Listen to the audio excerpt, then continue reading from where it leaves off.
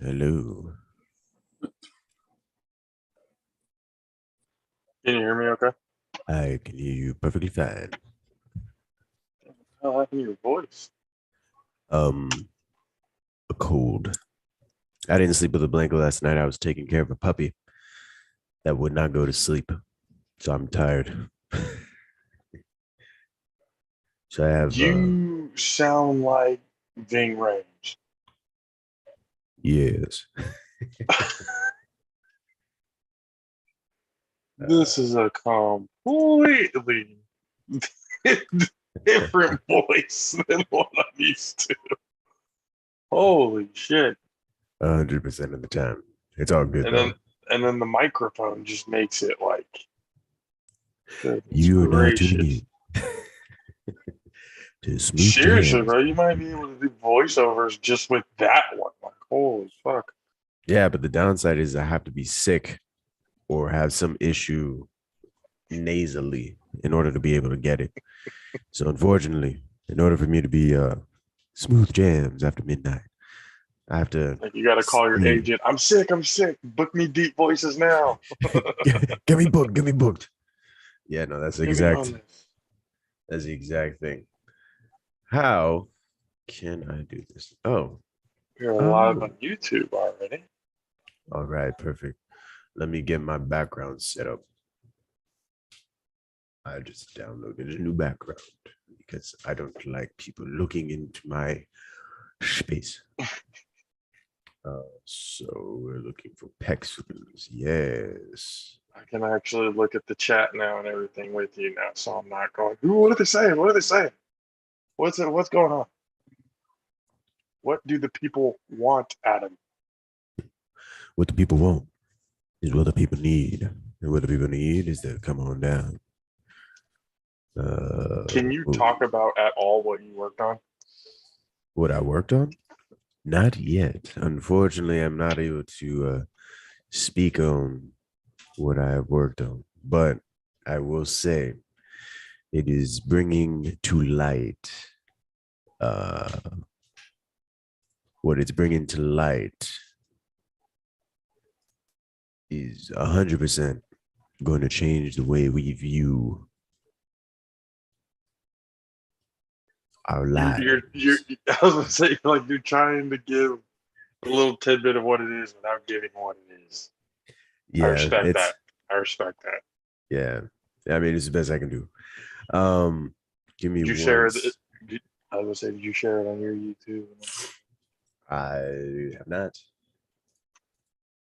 Why does this not? I have great. There we go. Oh God. Ah, what is happening? Can you see me? What color are my eyes? What world is this? Anything? Oh Oh, God, it looks like you got all right, no wait. teeth. Okay. Hey, sorry about that, people. It's giving yourself a headache. Yeah. All right, give What me a second. I have here on. See Just what have to we get got going closer. on That's all it is. here. What am I looking for? What am I looking for in the Yub Tub again? I cannot recall. The Creative Race Wait, Productions. I found it. Just getting the couch It behind me? Is that what that is. is? Yep, that's what it is.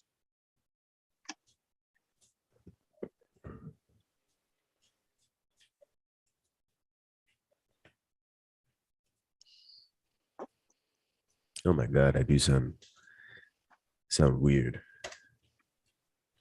See what I'm saying?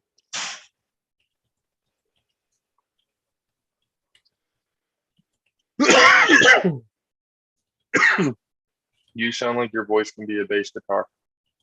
Yes. Doom, doom, doom, doom. Oh, goodness gracious. Hello, people. Alrighty, let me turn this down. So then I know. Swing that over. Bow. Swing it back. What's good? All right. Yeah. So today, ladies and gentlemen, we're going to be going ahead and talking about all things in Jesus Christ. Amen. No, I'm just kidding. All that in just religion in general. True. I feel like this is a topic that needs to be talked about, and in some ways broken down to the simplest of forms so people can actually fucking understand. Yes. All right. I'm done messing with the settings. You might need to get a green screen. What's up? I said you might need to get a green screen. I just might. I was looking at a couple. People. Yeah, no, I was looking at a couple the other day and wasn't able to find one that fit my needs, as one might think. Well, you only really need it for your top half, so. I mean, true. I wonder if I'll be able to just like put one up behind me for like 2 seconds. Just poof. I'm starting to debate whether or not I should have both my earphones in because I feel like your voice has enough bass to pop my eardrums. Oh, now, see, let's not. Let's rethink about this. Let's not go that route. I mean, I do not want to end up like fucking Black Bolt. Just spoiler alert, people. Yeah. Explosion of the eardrums. It's kind of your fault if you haven't seen it yet. Seen what? Multiverse of Madness. Oh, yes, I have. I'm just saying, like, if people have not seen it. Oh, for the people who have not. That's on them. Unfortunately. Yes. Ladies and gentlemen, if you haven't gone and seen it because you are behind, I will tell you from a personal perspective, take your time to watch everything leading up to Multiverse of Madness. It'll all make sense. If you have not seen the movie yet, because you're one of those people that needs to know the information prior to the main course, to the main event. It's like eating your dessert before dinner. Exactly. That's ridiculous. What you need to do is eat the appetizer first. That's like WandaVision. That's to get some context of what's going on all the convoluted nonsense. What If is another show. Mm-hmm. You also have Loki. There's certain aspects that fit there, but I feel that's more of a precursor going into, actually, it's a little mixture of What If, and then it also goes into a pretext of what's going to be going on with Ant-Man and the Wasp later on, I feel. But then again, no spoilers. All I know is, ladies and gentlemen, y'all need to pay attention to everything you watch and everything you see because it is maddening. I'm just kidding. I don't know. You almost went fun with it and said madness. I had to draw back out. Couldn't just strictly keep it, keep it to that point. All right. All right, ladies and gentlemen. About 4 minutes till 8. I mean, Yes. we could start it sooner. We could. I mean, I know people ain't gonna be jumping in on this business anytime soon, but it's all good. We're gonna be here. It is 8 o'clock at night. So yes, it is. Wait a minute. But we'll see if we have anybody getting in on the conversation. Let's see if I can get this real quick. I even have the time. I got my clock and everything now. Make sure we're not going 3.5 hours. Yeah. Because people got work in the morning. I mean, not me. I'm still waiting for surgery, but people got work in the morning. Like, my God.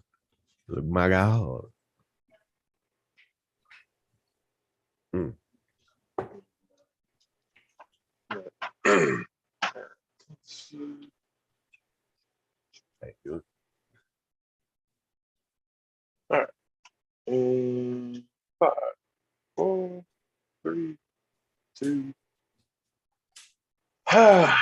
Ladies and gentlemen, we are back for episode 2. Topic of the Episode day: religion, and Hallelujah. how we are going to pick apart the difference between faith and religion. You may ask, oh, what is the difference? We are going to tell you today. Because, ladies and gentlemen, here we go. Ladies and gentlemen, Yeah, welcome we to the go. Logical Senses podcast. I'm your host, Josh Grenada, JP, alongside me, my great friend, AC Adam Kane. What's good, everybody? How y'all doing? His voice, when you're listening to it on Spotify or on Anchor and else like that, his voice is going to sound a little different. Just a tad bit different than last time. He sounds like Ving Rhames and BB King had a baby. It's a beautiful baby. I'm gonna tell you that right now. Gorgeous baby. Coming out to soothe your ears. But this episode, ladies and gentlemen, we have sponsors already for PvP and everything else like that. So it's all nice. This episode brought to you by Popl, the #1 digital business card platform for teams and individuals. Go to popl.co and use the promo code PvP Family for 25% off at checkout. Popl, we help professionals network better. So let's get right down into it. Last time we were here, we talked about toxic relationships and how people get in them, how do you get out of them, how do you avoid them, all different types of aspects of what goes into it. Well, this one's a little bit more heavy-hitting, especially because people have their faith in whatever it is that they're believing, and I use the word faith very specifically during this whole thing because the topic of the day, they may piss some people off. It may bring people to a better understanding. We'll see what happens. But today's topic is religion. Everything about it, not just Christianity and everything else like that. We're talking how essentially religion has evolved throughout time from being polytheistic in beliefs to monotheistic in beliefs.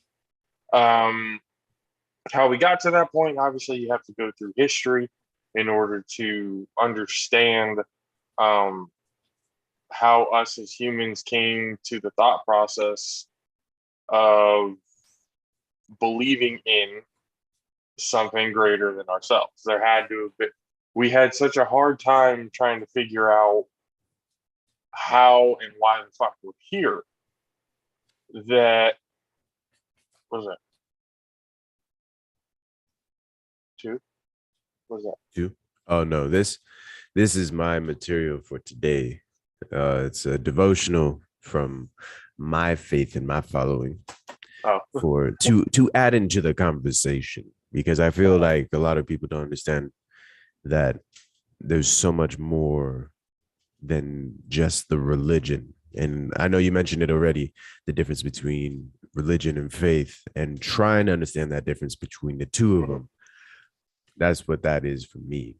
So, and I want to make this very clear, people. My beliefs in my faith are different than Adam's. He has, his beliefs and his faith and everything. We both have come pretty much to an understanding where we both stand on the whole thing. Yes. We don't necessarily have to agree on certain aspects of what comes with, faith and religion and everything else like that. But again, we have that good understanding. But to get really into it, myself, I've always, when I say the difference between religion and faith, yes, faith is obviously everyone's belief in whatever it is that they believe in. Religion, in my opinion, is the corporate side, the business side of the entire thing. the side that takes all the money, promises that we're going to help, God, we got to feed the needy, we got to help the poor, we got to do all this, and yet the Vatican has $1 trillion in its bank, its own bank that nobody else touches. Palaces of gold, priests and pastors and everything else like that, riding Pastor and around in pastors, two different things. $100,000, yeah, $100,000 cars and $1 million homes, mega churches that have basically tickets to get in to get into church. You have to pay for your ticket to get into church. So for me, that's essentially using people's faith to essentially legally rob them. You give them the idea that this money is, it's for this, it's for that, but in reality, the church never really gets upgraded, or the things never really change, or just where's all this money going to, because obviously it's not taxed by the federal government. Everything, it's all tax-free money. True. Because it's all donations. And that's the so it's just kind of like, as much as, and obviously people have different interpretations of their faith. It's just me, I've always had a problem with the forceful nature. Yeah. With certain people about their, you know what I mean? Yeah. And like, it's one thing to kind of talk about what you believe in. It's another thing to force somebody to believe what you believe in. True. Actually, that's actually a really good point, because one of the bigger issues. So as of myself, for the ladies and gentlemen who don't know, for myself, I consider myself a non-denominational Christian. I do believe in the Lord Jesus Christ. I do believe there is a God. I also believe that there were disciples at some point in time. How many, I am unsure of. But what I do know is that from every denomination of Christianity that I have seen, there have been variations that I do not agree with, because for me, in my faith in what is that God, what he truly wanted us to understand is love. Love, in my opinion, should be the one religion people focus on the most. However, in the day and age we live in, it's not necessarily it's not necessarily love people focus on, but they focus on money. As you said, and you brought up a good point. The fact is, there's a lot of places, like there's a church I recently was going to. Beautiful church, beautiful people. They're phenomenal. The one thing I find interesting with a lot of churches is the amount of emphasis on tithes and offering. And that's the money aspect. And then there, in the Bible, there is actually a verse, and it's the only verse that God tests us according to others that I have learned from. It's where God says, bet, put your money where your mouth is, put the money on the table, and watch how my blessings bloom. Now, and here's my thing, because the way that I look at faith and faith and spirituality, I combine the two. It's very similar to how people will look at magic and science. If somebody does not know, it's magic. But if somebody is in the knowledge of, it's science. It's the same thing. The only thing is it's under two different names. So for myself, the way that I look at it is that the energy that is exhumed from my body and put out into the universe. You remember that day you went to my house and you dropped me off, and then I took off running after you in the truck when you're driving away, and I jumped on the truck and I was like, I got you, bitch. That day. And you're like, man, how did I know that you were going to do some crazy stuff like that? And I was like, if you put that energy, the voices, and ladies and gentlemen, this is a disclaimer, voices don't listen, the ears do. But for some reason, this is what I said. The voices of the universe are listening. So the energy that gets put out comes back. Now, what does that sound like? To me, that sounds like a prayer. The energy that is put out comes back. And it never really comes back when we want it to. It comes back more when we need it to. So that's just a little side tidbit. But I mean, no, it absolutely. Again, that's the way it really should be looked at because it. right. Again, when I look at these churches and I look at these religions, again, as I'll put them, Mhm. there's always an aspect of it that just seems off to me. The teaching isn't being fully taught. Yeah. It's only kind of like, oh, let's talk about the verse of the day and what that it's like, let's talk about what the hell is going on Yeah. and how we're going to get through this shit because it doesn't seem to get any better. The Yeah. more we pray, the more we, try and get through things, things don't seem to just automatically happen. And what I usually say to that is if you've kind of looked at it, when people pray to God, it's more, He doesn't necessarily do it for you. He gives you the opportunity to kind of do it yourself. Mm. And if you can't, in a way, that's on you. You can't blame anybody else. He gave you the opportunity. If you failed at that opportunity, that's on you. So Yes. it's kind of like one of those. There are certain aspects that prayer does not. It's kind of one of those. We got to do it on our own. We can't necessarily rely too much on prayer. We got to, be about some action. Sometimes, and Mm. it does. I don't know. It just irritates me, especially when there's preachers and stuff like that who preach all of this good and how you should be, and yet church is where I learned to judge people the most. Oh yes. Oh my You know what I'm gosh. saying? Hey, Don't let's be even. real. Ooh. Like people, my beliefs is solely based on the experiences and what I have seen and what I have interpreted. Everything. I went to a Catholic school Mm. when I was a kid over in Texas and everything else like Mm. that.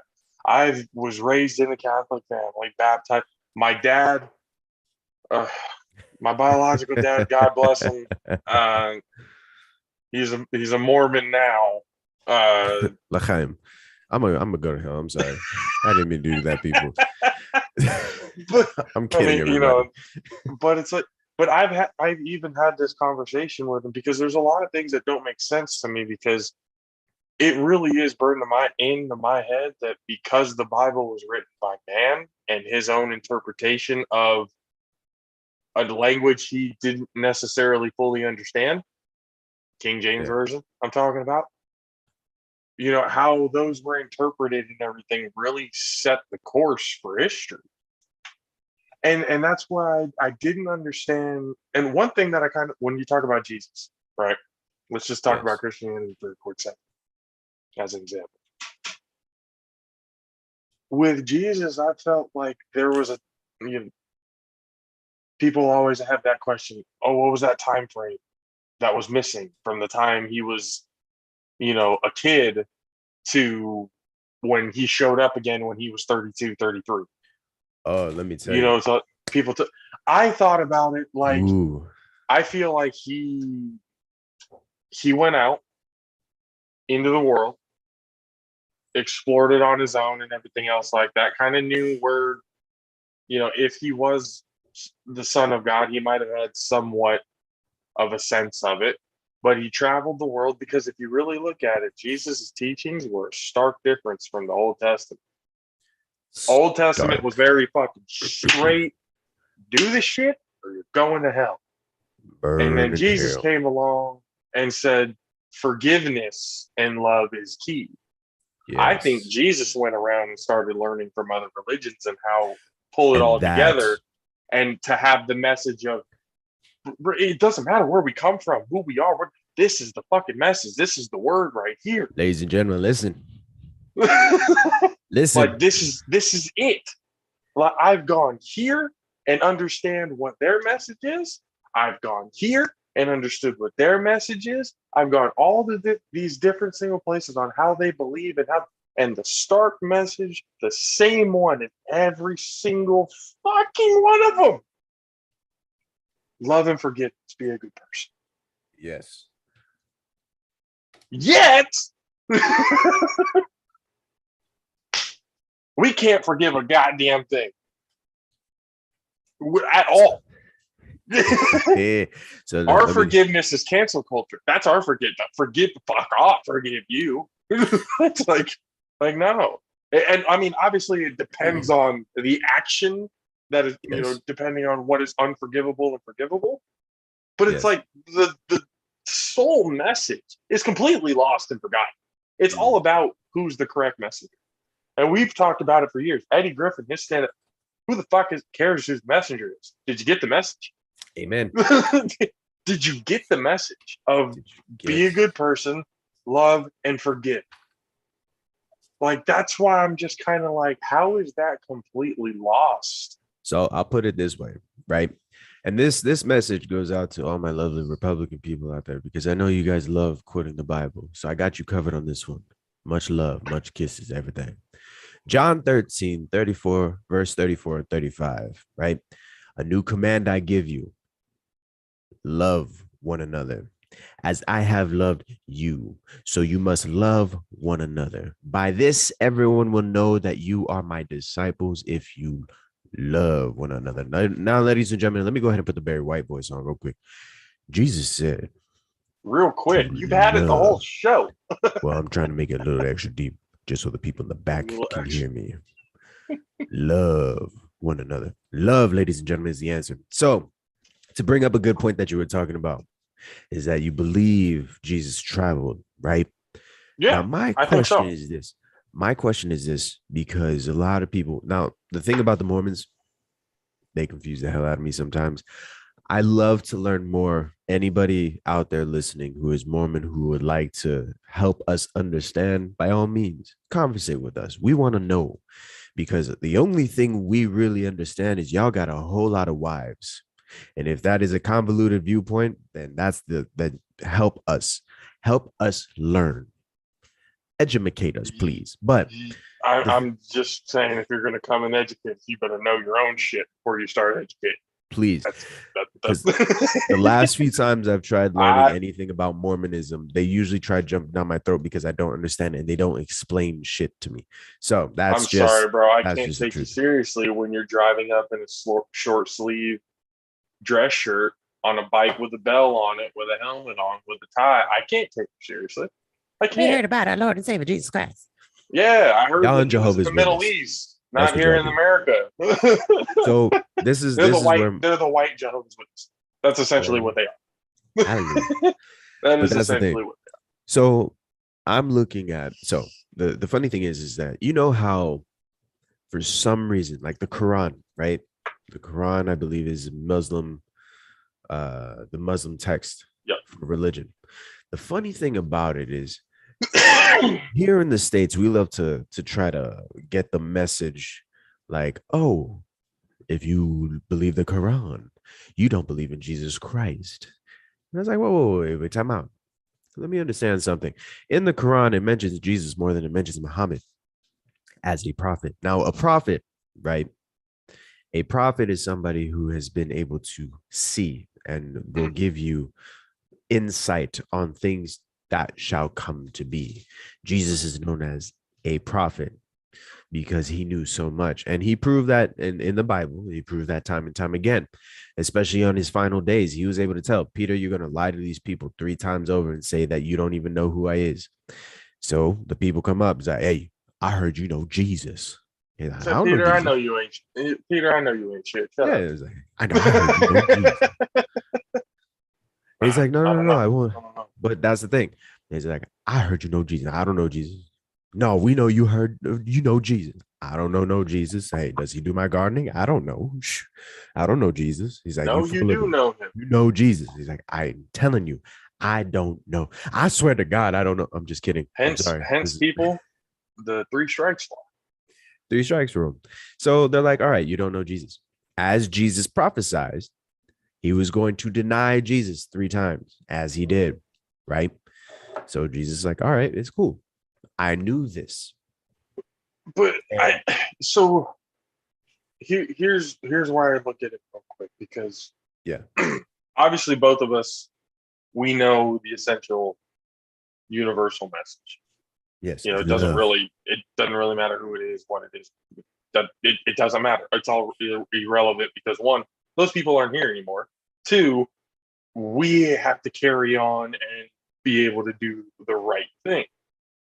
We're supposed to be, and again, after that, the Crusades and shit happened. White people adopted Christianity as if it was talking about them somehow, somewhat. Just I will break that down for you. I will break that down just, for you. Don't worry about it. And it just turned into this. If you don't believe it, you're a heathen. It's like no, wrong. This is not what he was talking about. True. He said basically, speak the word. If they believe you, cool. If not, cool. They'll eventually figure it out. And if they don't, again, it's on them. It's whatever. True. There's no bro. And it makes me smile because there's so many contradictions, at least when it comes to the followers of the faith. With certain, I'm not going to say it's all people because there are devout, great people that I know who are men and women Beautiful people who, in my opinion, are the true followers of the faith because they show love. But then you got these other ones that are like, oh, you're a sinner, you're going to hell, you did this. Let me pray to Mary Magdalene. I'm sorry, what? Did you not? Hold on. Did you not? Let me pray to Peter. Hold on. Time out. Do you realize all of these prophets and stuff, and all of these followers of Jesus who were with him, we're all sinners. Every single all one. of them. Every all of them. Single one. All and of them. I hate to burst your bubble, people, but Jesus liked what we would call the most out of all of them. He was the definition of Captain Save a Ho. I'm kidding. People are gonna get mad at that, but hey, whatever. Oh, you know what? You guys already know it's a joke, but it's true. We've been talking about this but it's like you really and no. Jesus was not. Like, yeah, he was not this person. And I bring up to people a lot. Anybody who, because I mean, I don't bring religious talk on people. Yeah. If they come at me and they're like, "Hey, what do you think about this?" or what, I'll give you my opinion. And if we get into a conversation about it and everything else like that, I'll get deeper in why I believe what I believe. Who gave permission to the men who created the Gnostic texts, the texts that were not allowed to be in the Bible? Who were they to decide what was put in? It's everything. You were supposed to give every single message from all the followers, from all the disciples. You do not get to anybody who, exactly. You don't get to decide what's considered Gnostic or heathenistic at all. Yeah. And see, that's because you say you're the Pope, or you say, "Oh, I'm the closest man to God." How the fuck do we know? Who appointed you that? Oh, yeah. It was voted on, but no, that's not how that works. Yeah. See, and that's the funny thing. So, as a good point. So I heard a story. About when the bishops when the Romans were trying to translate the Bible from Hebrew into Latin.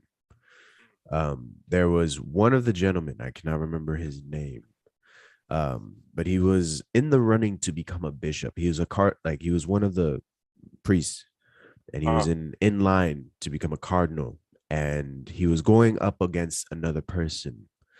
Now, guess what the person's name was? Think devil. What is an alternative name for the devil?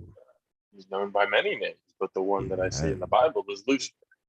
Yes. Why is that name in the Bible? Because the person that this bishop was going up against to become a bishop, his name was Lucifer. So he ended up utilizing that because Satan's true name, the fallen angel's true name, was if I'm not mistaken. Let me go ahead and pull this up. I've heard Samael. I've heard Lucifer. I've heard Satan. I've heard. There So are so many depictions and names for essentially the universal character that is the devil. true. Yeah, However, so depends which one you're talking. the thing about it though, so Lucifer's saint name. So Saint Lucifer of Cagliari, that was the saint's name that the other guy ended up slandering. He used Lucifer because it meant light, and the devil, the fallen angel's real name was in regards of light. Morning star is our translation of it, all that kind of fun stuff. The thing is that he used that as a political ploy to become a bishop. He's like, you know who the devil's real name is? Lucifer. And that guy's name is Lucifer. So you should trust me to be your bishop. And that's the thing. A lot of people do not realize that. And that's the problem where a lot of people come in, they'll sit there and constantly think about it. It's like Lucifer this, Lucifer that. That was a human construct.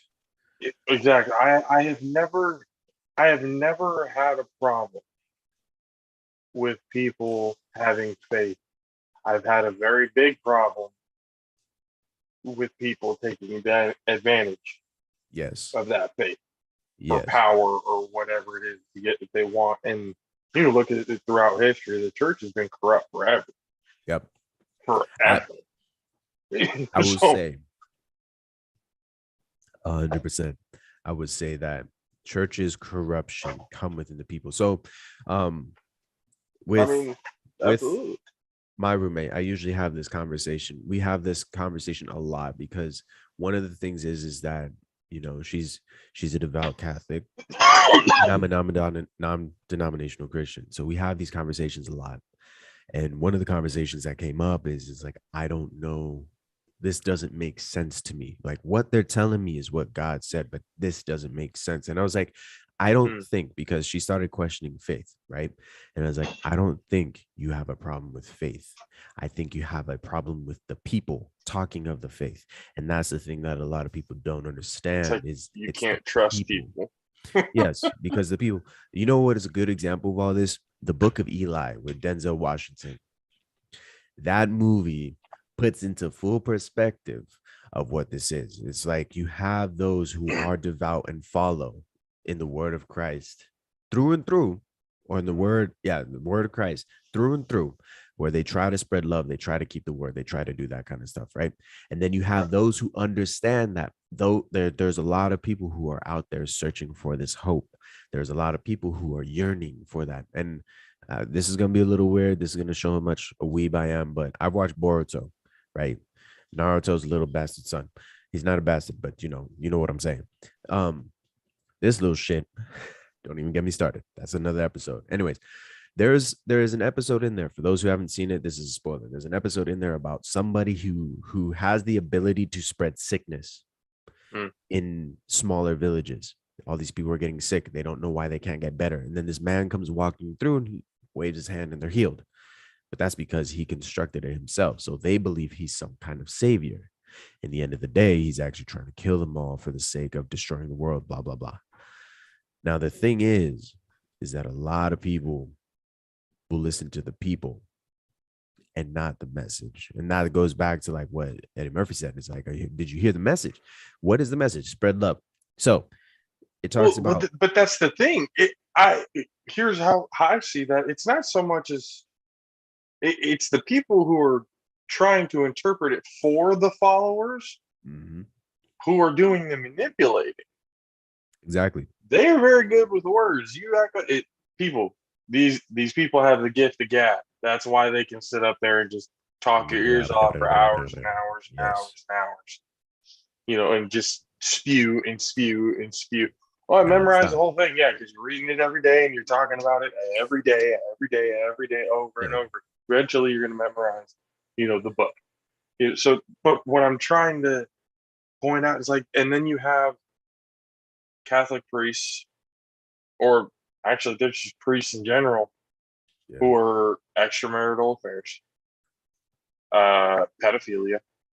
That's Pedophilia. ran rampant, in the church and everything else like that. All them the You know, boys. all of these different things that have happened, and there's been no repercussions. That's what also makes me I don't trust what you would call the man-made church. I trust in what I feel in my own essence, what I feel is good and right. Yeah. And if, God or the universe or whatever is going to set me in the right direction, that information will come when it comes. Yep.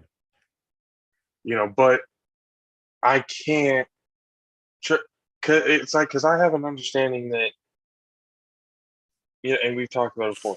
I don't care who you are, what you look like, who you believe in, why you believe in them at all. If you're a good person, we're cool. Yep. If you do the right thing, we're cool. You hold yourself accountable, we're cool. Because the thing is that love that like church we were hasn't talking been about able to do earlier. that. True, and they haven't. And there was a story about a pastor who dressed up as a homeless person, like he was a special guest at a different church, and like, oh, ladies and gentlemen, the pastor is gonna be coming on down, and he came from cross country. We love him because he's done so much for the church and all this stuff like that. We can't wait to bring him up. So the thing is before all these people came into church, there was a homeless man right out front of the door. He's putting his hand out. Not a single person invited him. Not a single person helped him out. Everyone gave him dirty looks. They're like, ugh, what are you doing here at the house of God? And exactly what he was tended to be there for. Thank you. But to as everyone goes in, exactly. As everyone goes inside, though, everyone sits down and he comes in. The homeless man comes in and he sits in the back. And the pastor comes up and he's like, all right, ladies and gentlemen, I know y'all been waiting. Y'all been excited because we have the pastor from across the country. He came in here to talk about Lord Jesus Christ. And we're going to have such a beautiful sermon. And I'd like to bring up the pastor right now. Pastor, come on up. So everyone's clapping. Nobody comes up. Then from the back of the room, the homeless man stands and walks all the way to the front, turns around, and it's the pastor. And he says, ladies and gentlemen, we have a problem. We have a problem. For all of us who say that we are devout Christians, we need to reevaluate ourselves on what Christianity is to you, because what I have experienced this morning is the exact opposite of what Jesus was talking about, which goes back to the message that is trying to be delivered today, which is love. So the thing is that's what it comes down to. And yet we are fighting each other. Yep. And I have a quick question for you for how you would interpret this. Mm-hmm. Because the way I see it, from what I can remember, when Jesus showed up to the church, and saw merchants and all that at the church steps. Oh, I love the story. He was not happy. Hell no, he flipped the table. Topping shit over, causing a big ass scene. Hell yeah. I mean, heck yeah. And essentially said, and they asked, what are you doing? It's like, you give unto Caesar what is Caesar. Essentially, this is timeline, whatever. You give unto whoever the head, give unto Caesar, Caesar, give unto God what's God. This is materialistic shit. This is no. This is not what. And I also want to ask you this: do you think monotheism is a real thing? So here's the one thing in regards to monotheism, that there is one God. I do believe, because I find it hard not to believe that we are all not one and the same. We share connections in ways that a lot of people don't know. So in monotheism, I believe there is a God. I believe that God is called many different names. Mm-hmm. I also believe we are all in the image of God. And what do I mean by this? If you take the definition of God, so let me look up the definition of God. It should only be 3 clicks. 3 clicks and an enter. Well, definition of God in Christianity, the creator and ruler of the universe and the source of all moral authority, blah, blah, blah. A superhuman being or spirit worshipped as having power or nature over human fortunes. Here's another way of looking at it. God is the Alpha and the Omega. He is everywhere and anywhere at all times. He holds the epitome of life. He holds the low end of life. Now, what is something else that sounds like? What does that sound like to you? I mean, for me, the way I look at the whole thing is, I mean, especially with science and everything else that has come out, when you look at monotheism, and when again, it's the idea or the belief that there is only one God. Mhm. Now, do I believe monotheism is a thing? Yes, but it is not practiced as such. No. All But- right, the human idea of monotheism is essentially, kind of paganistic if you really kind of look at it. True. And, it is almost polytheistic in its ways as well, because if you look at Catholicism and Christianity and, the early Bible and stuff like that, it's almost exact copies of early African history and their religious beliefs. And that It's brings a good all point it about it all comes over because it's, and the Greeks had their mythology, the god of the sun. The Romans, the Norse, mythology, they had all this, different beliefs. The Aztecs, the Mayans, the Incas, they had all their different gods, their different beliefs, and everything else like that. Yeah. And when I look at Christianity, I was like, it's kind of the same thing. There's the head honcho, God, and then there's the brackets there's a of him, hierarchy. which essentially, like, there's the Zeus, he's the one guy, and then everyone yeah, else no, is his there's a children. hierarchy. And so, there's a hierarchy in the whole thing.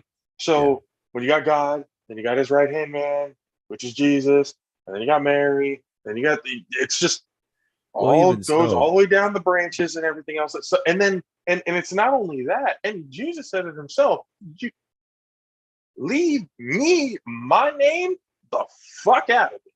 Yep. It has nothing to do with me.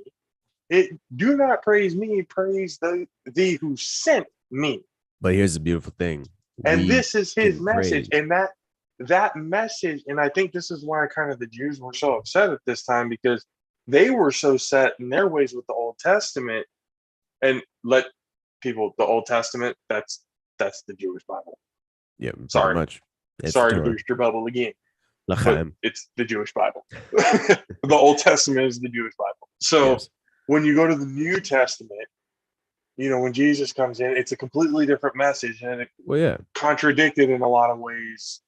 It from what they would do to sinners before, which was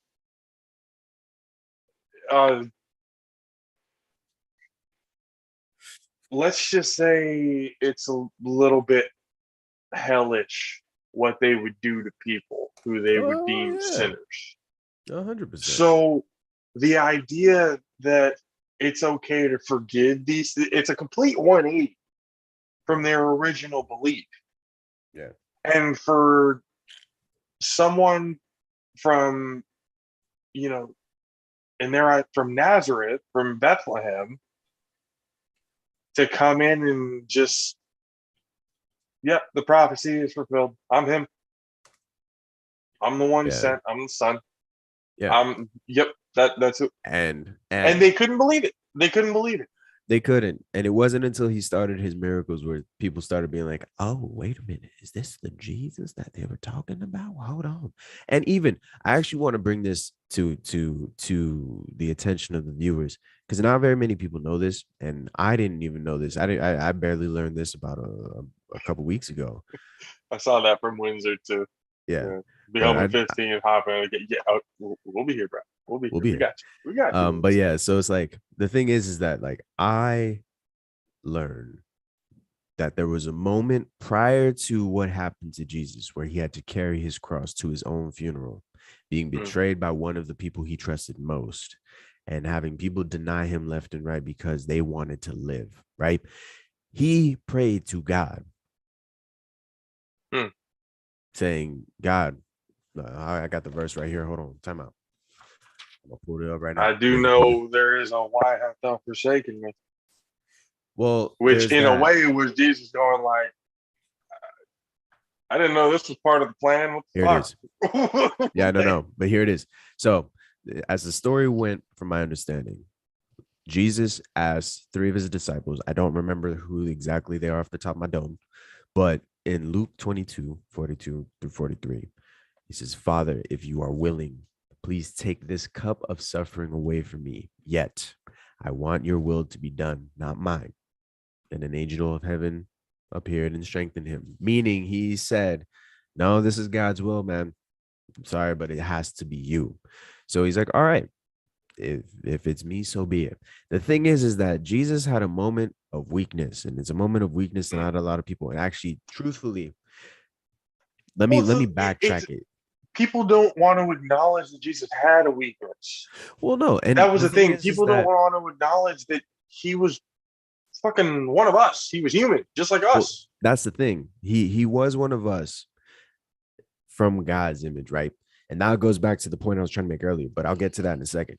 The thing is that he tried to entrust three people. He turned around and was like, hey guys, I'm gonna need you to pray for me because I need help. So he went to go pray, and his buddies fell asleep. His disciples knocked the fuck out. Just like, all right, Jesus, we'll pray for you. He came back. He's like, bro, for 1 hour, like, 1 hour, you guys couldn't help me. He's like, oh no, I give y'all a break. Y'all were literally on the brink of death when I fucking found you guys. Yeah, but the thing was, and I'm trying to teach forgiveness and peace and fairness, and you greedy sons of bitches. But that's the thing. Went and fucked me over. The Last Supper was true. Bro, I'm not gonna lie to you. When I first, and I actually do remember this memory. When I first looked at the Last Supper, what the painting looked like, and I saw Jesus in the middle, and I'm looking at everybody else is kind of like talking amongst themselves. Yeah. And I'm like, these are his homies? Like, yeah. Some of these motherfuckers look like they're plotting. True.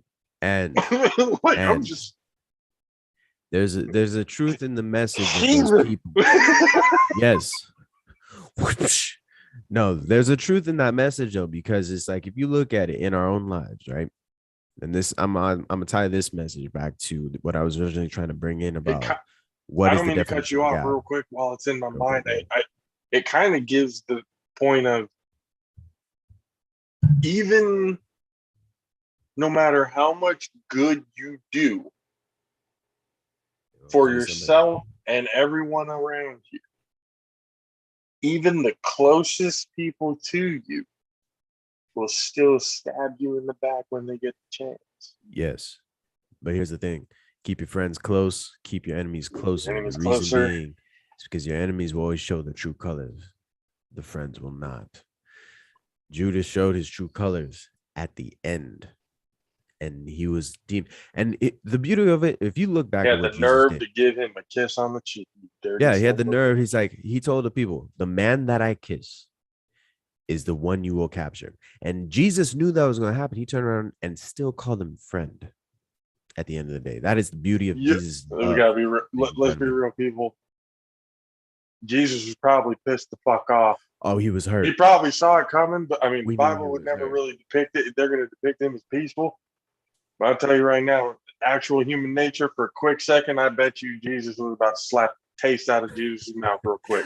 He had the I fucking look. I'm telling you, I told you it was going to happen. I gave you the opportunity to change your ways, and fucking did it anyway. I should knock you up to God Himself so He can judge you right now. Oh, well, that was and I mean, crazy thing about it afterwards. That's for sure. Nobody knew. Here's the funny thing.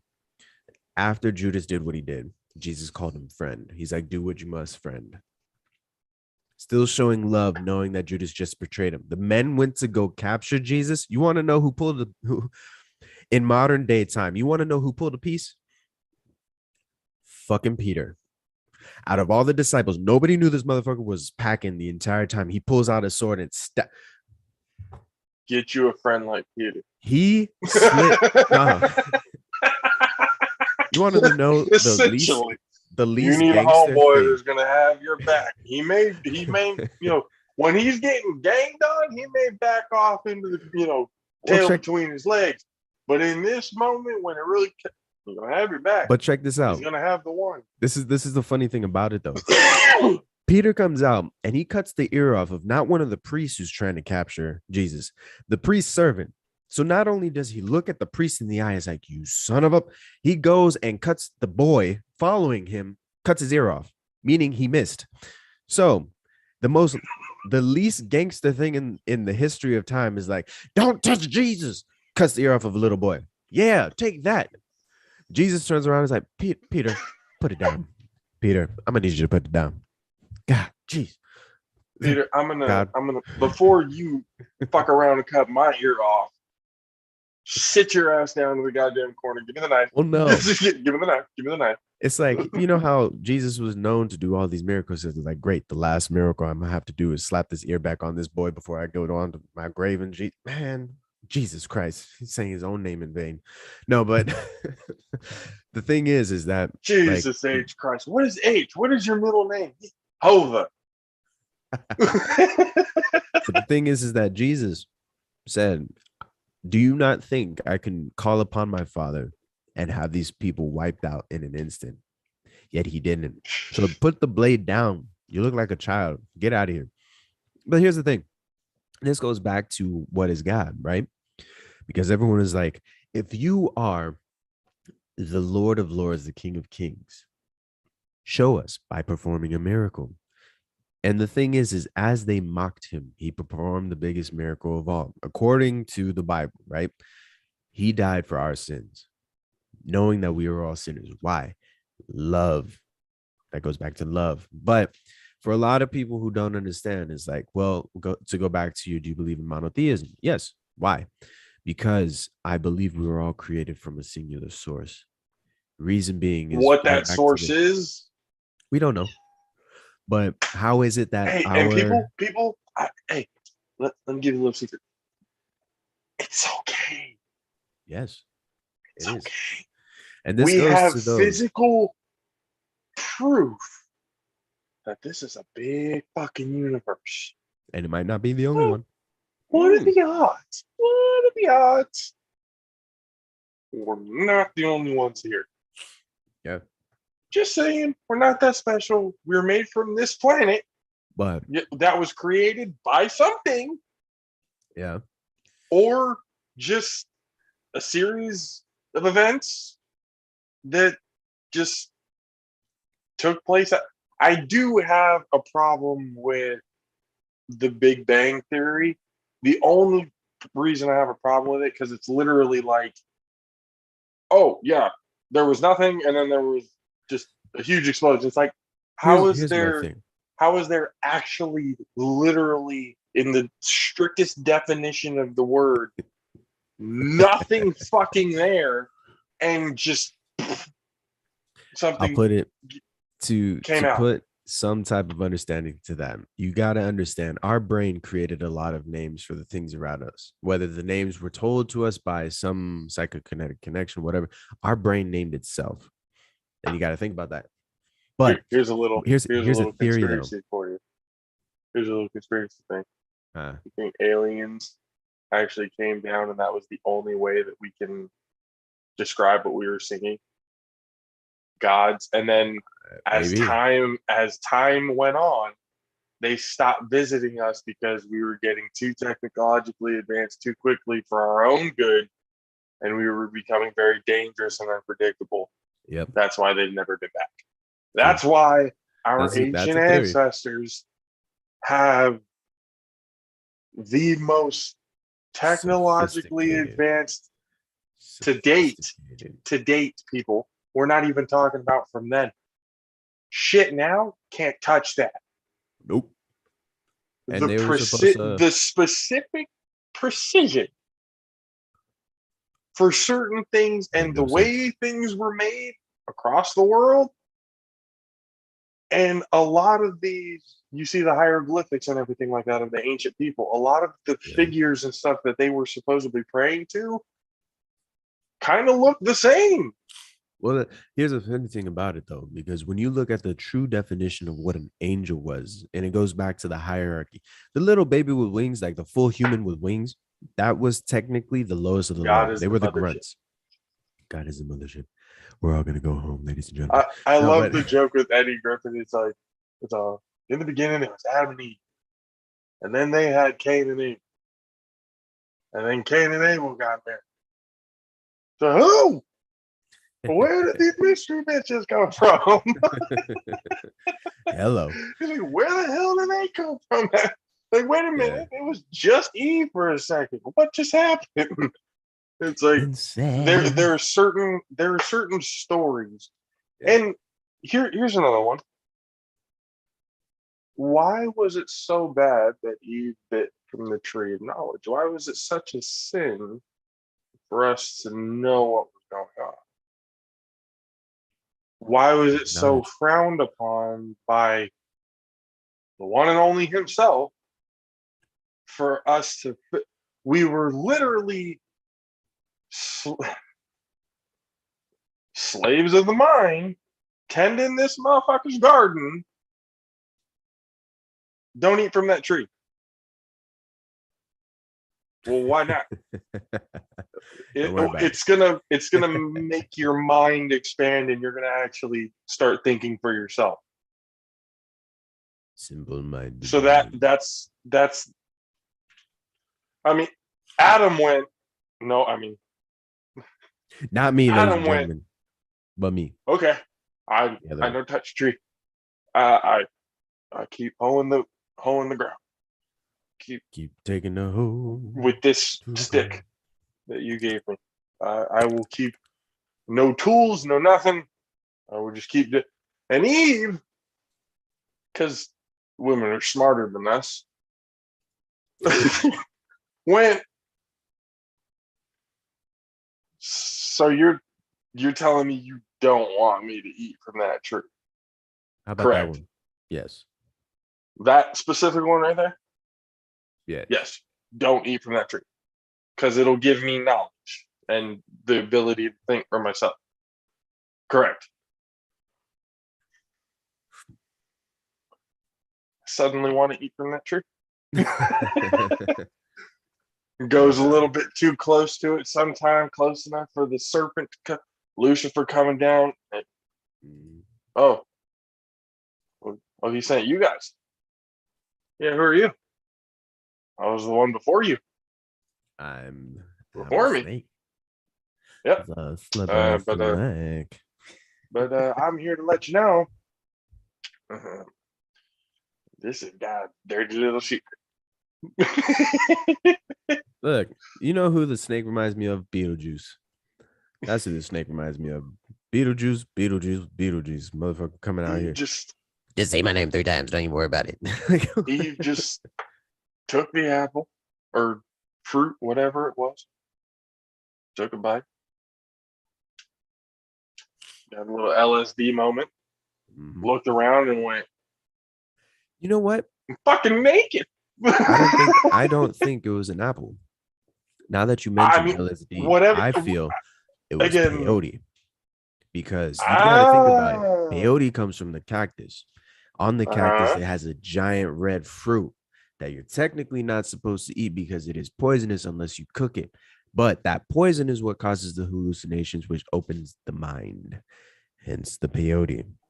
Also, So DMT. peyote, we're not saying that this is what it is. Ayahuasca is It's another just a one. theory. It is a It's just theory. a It's a running theory because this is what we do, people. We talk about these kinds of things to get into better But understanding. it's just, but like with each other. again, I want to, because I want to dive into it because it is something that just people that you need to understand. There's origins to this shit. True. It has evolved over time into something actually very chaotic in hindsight if you really look at it. It is a messy process. It has been used for power and manipulate. And Adam, I'm I had to ask you this Was good. because this is actually something that actually irritated me the most. You know me. Yes. We have been friends since seventh grade. As many black friends and everything that I have had that are Christians and go to church, do all that stuff. I'm a person who watches comedy and stuff, and so I've seen DL Hughley. Well, he actually put something into my head. Right? You right? How Carefully. can how can black people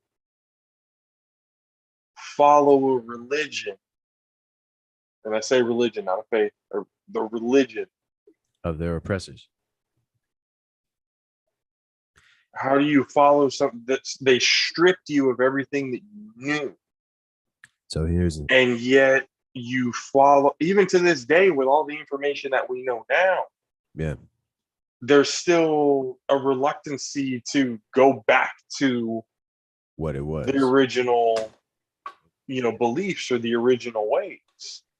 So here's So I was that was one thing to me. And I've asked a couple of them, and they can't really give me an answer because they don't know themselves. It's a hard answer. So my black ass, and yes, ladies and gentlemen, for those who's watching our live stream, I'm half black, half Puerto Rican, so I got some experience on all of them. Actually, I'm a lot of things. I did one of those DNA tests. Ooh, I'm telling you, I actually got some part Asian in me. We ain't gonna go there right now, though. I Anyways, need to get one of those. My sister-in-law did that, Helen, and who I'm interested you'll in learn doing some that thing. things. I got That's a whole okay. lot of. Look. When Whitney Houston turned around and said, "I'm every woman, I'm every people." That's all I got to say. But to answer your question, so the thing is, and this is where I think a lot of people get it convoluted. I truly believe the Africans, the ancient Africans, believed in the same things that we talk about today. Reason being is when you look at the description of a lot of the higher up angels, like when you start going up the ranks, the higher up angels started having the head of a human with a body of an animal, or vice versa. So Anubis is the body of a human with the head of a dog. You got Osiris, which That was the hawk, right? the hawk, the head of the hawk, body of a human. You have Iris herself. I believe that was another one. You Hey, have speaking of which, speaking of Egyptian gods and stuff like that, if you haven't seen Moon Knight, check it out. they I get haven't into seen that. it. Hey, our Egyptian gods, they get into that shit. It's actually pretty dope. Good. And it's one of the only shows that I've seen that actually really get into Egyptian gods, which makes me happy because I'm like, finally, they're showing the ancient peoples, almost the original belief system, essentially. Again, that's everyone, it all started in Africa. yeah. Cry about it if you want to. That's where it started. But that's the one thing that I look at where it's like, I feel true Africans, when they looked at the what they were talking about, because you got to look at it this way. How was it that the conquistadores de España, right?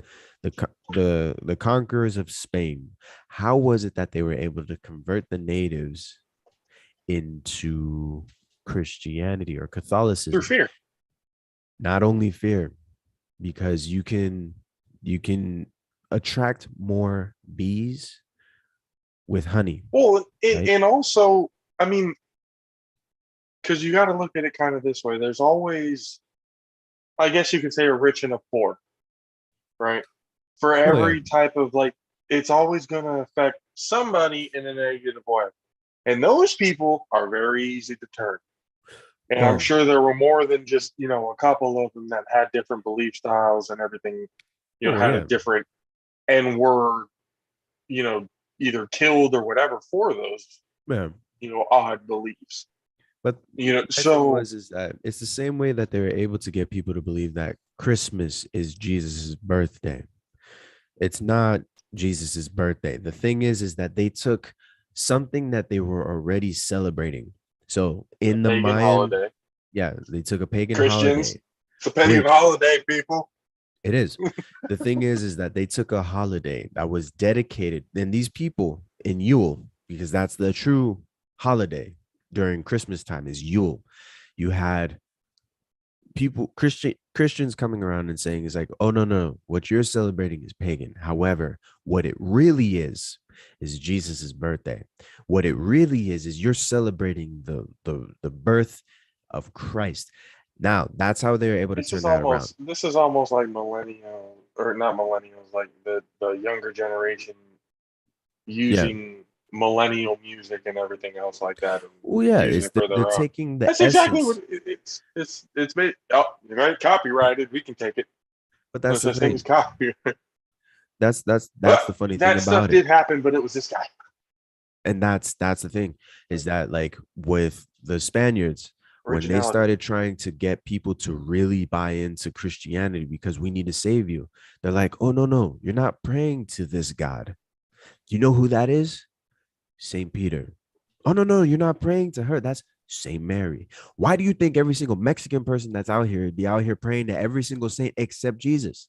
The thing is, and this is what I found out is that Jesus is the messenger. He is our connection to God based Yep. on what is said in the Bible, which is why every time somebody ends a prayer, it's like, in Jesus' name, we pray. Mm-hmm. In Jesus' name, we pray. Amen. And that message to send it to God goes through Jesus. Yes, we are talking to God. Yes, we are like, it's pretty much going to like court. You're going to court, you're talking to somebody. You're trying to, hey, judge, I got some things I want to talk to you about. Your attorney is the person that it goes Court. through. I don't know. It's the only thing I can think. I've I been mean, watching the Johnny Depp. confession. That's That's another one. That's another one. But the thing is that you're confessing, and yes, you should be confessing to your fellow man. That is what Jesus did with the three people that fell asleep on him, and yet they all fell asleep on him when he confessed, "I'm having trouble. I am troubled." I just I mean, again, I just looked at it of and when people get villainized Mm. for the actions of other people act like, terrorists are only Muslims. No, they're Christians too. Yeah, There's the mass shooting that just happened today in Uvalde, very close to my yeah, hometown in I saw Texas. that. I saw Yeah, that. That was I don't bad. know if it had anything to do with religion or just a fucking insane human being, Truthfully, I feel it's once targeted. again doing something bad. Yeah, But, it's, people use this stuff and you're wrong and fight about it to the death sometimes. yeah, Like, first of all, it ain't that serious Ooh. to where we need to be killing each other over it. You want And peace? Yeah. Well, so do we. Okay. So what's the difference? Well, we want peace this way. Well, we want peace this way. Can we have them both? no, No. Why not? unacceptable. This is Because our unacceptable. guy said we wanted it this way. Well, our guy said we wanted it. Why can't we have a both? Well, You we want to can't know what have that both. is? It's only One of this the way. seven deadly sins called pride.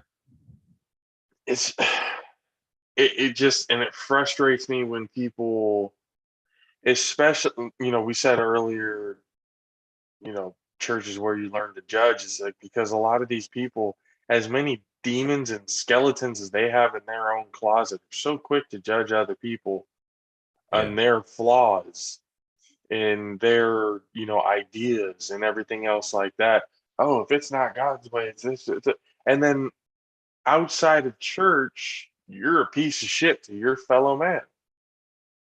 You yeah, are an absolute terrible person. You don't care about anybody. You would never give to any charitable donation unless if it was for fucking tax write off. You would never do anything unless it benefited you. yeah, And that's the problem. You have these quote unquote Christians or evangelicals or whatever the fuck it is they want to call themselves, using this shit for power, talking about we want to help the poor, we want to end world hunger, all these messages of peace and hope, and they have the money to do it. They fucking do nothing. Yep. That money is literally supposed to be the idea of the community coming together, tax free from the government, and fixing the shit around us. Yep. And yet, we'll take that building fund. That's what we'll call it. Well, and it's that's for improvement. We need a cleaner Jesus. That's what we need. We need one that's a little bit more polished off. Right? We want the cross to be a little bit thicker and be just a little bit higher. Wait, all wait, this wait. other stuff. You know Well, how many gallons of wine we need to have in the back room because of you thirsty sons of bitches every Sunday? So check it out. I see you, Frank, getting in line twice. You bastard! What are you doing? Get out of here. So check this out. Check this out. You want to know? Let's bring it back to Old Testament real quick, right? 10 Commandments. One of those commandments is do not pray to false idolship, right? Which I think essentially is anything but God. And that includes this motion everybody loves doing because ay Dios mío, look, you're praying to a white man born in the Middle East. Last time I checked, so the image of Jesus Christ so many people love looking at is not Jesus Christ. It is the son of the artist in the likeness of Jesus Christ. Not Jesus himself, but his white ass baby with long wavy hair. People, last time I checked, no, that's not Jesus. I love what Jesus looks like. I love what Titus said. He said, if Jesus would have showed up looking like that, they would have killed him a lot sooner. Oh, sure. If you showed up in that region, it's like there my wouldn't people. There wouldn't have been enough time for miracles.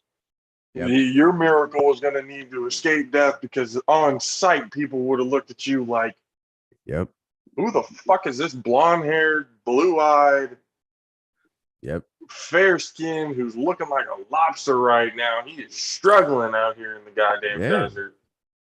Does he know what chanclitas are? It's like, people, and then racists use the Bible and everything else like that to justify their beliefs. It's like,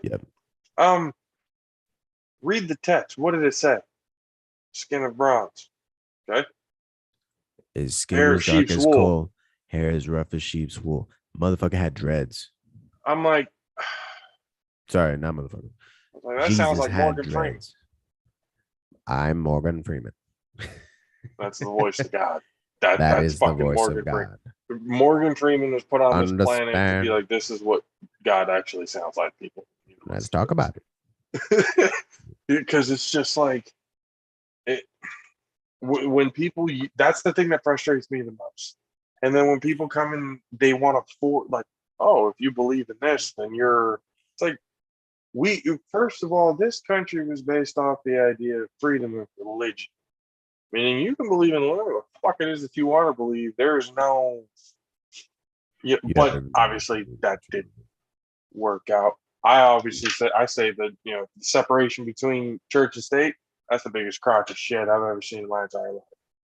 That is the biggest crock of shit ever.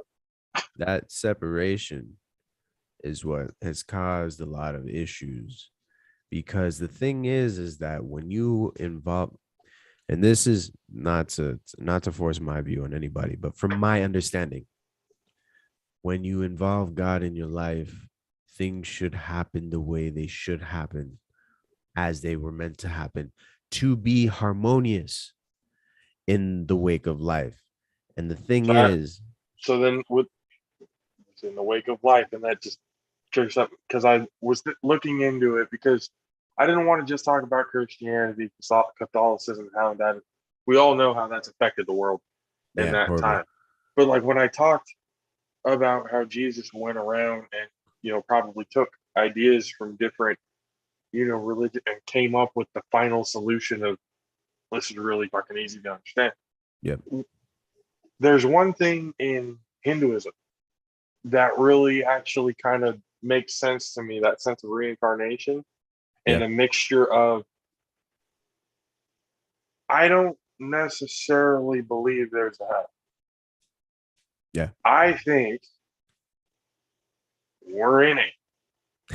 And how Is this the bad how place? we handle ourselves to hell's temptations, and that's where they call karma from, because hell is basically supposed to punish you for your bad deeds. Yep. Karma comes back for that ass a lot of times. That's what karma means. So I'm thinking we're already in it, and when we die, that's the time of judgment of, all right, did you get it right or not? You didn't get it right, throw you in there one more time, see if you can get it right again. If you did get it right, boom, now you're one with the universe. Yep. We're gonna send your energy, your spirit. We're gonna fucking dice roll that shit and just chuck it up there wherever you land. That's where you may become a planet. We don't even know. You may like your energy might become another galaxy.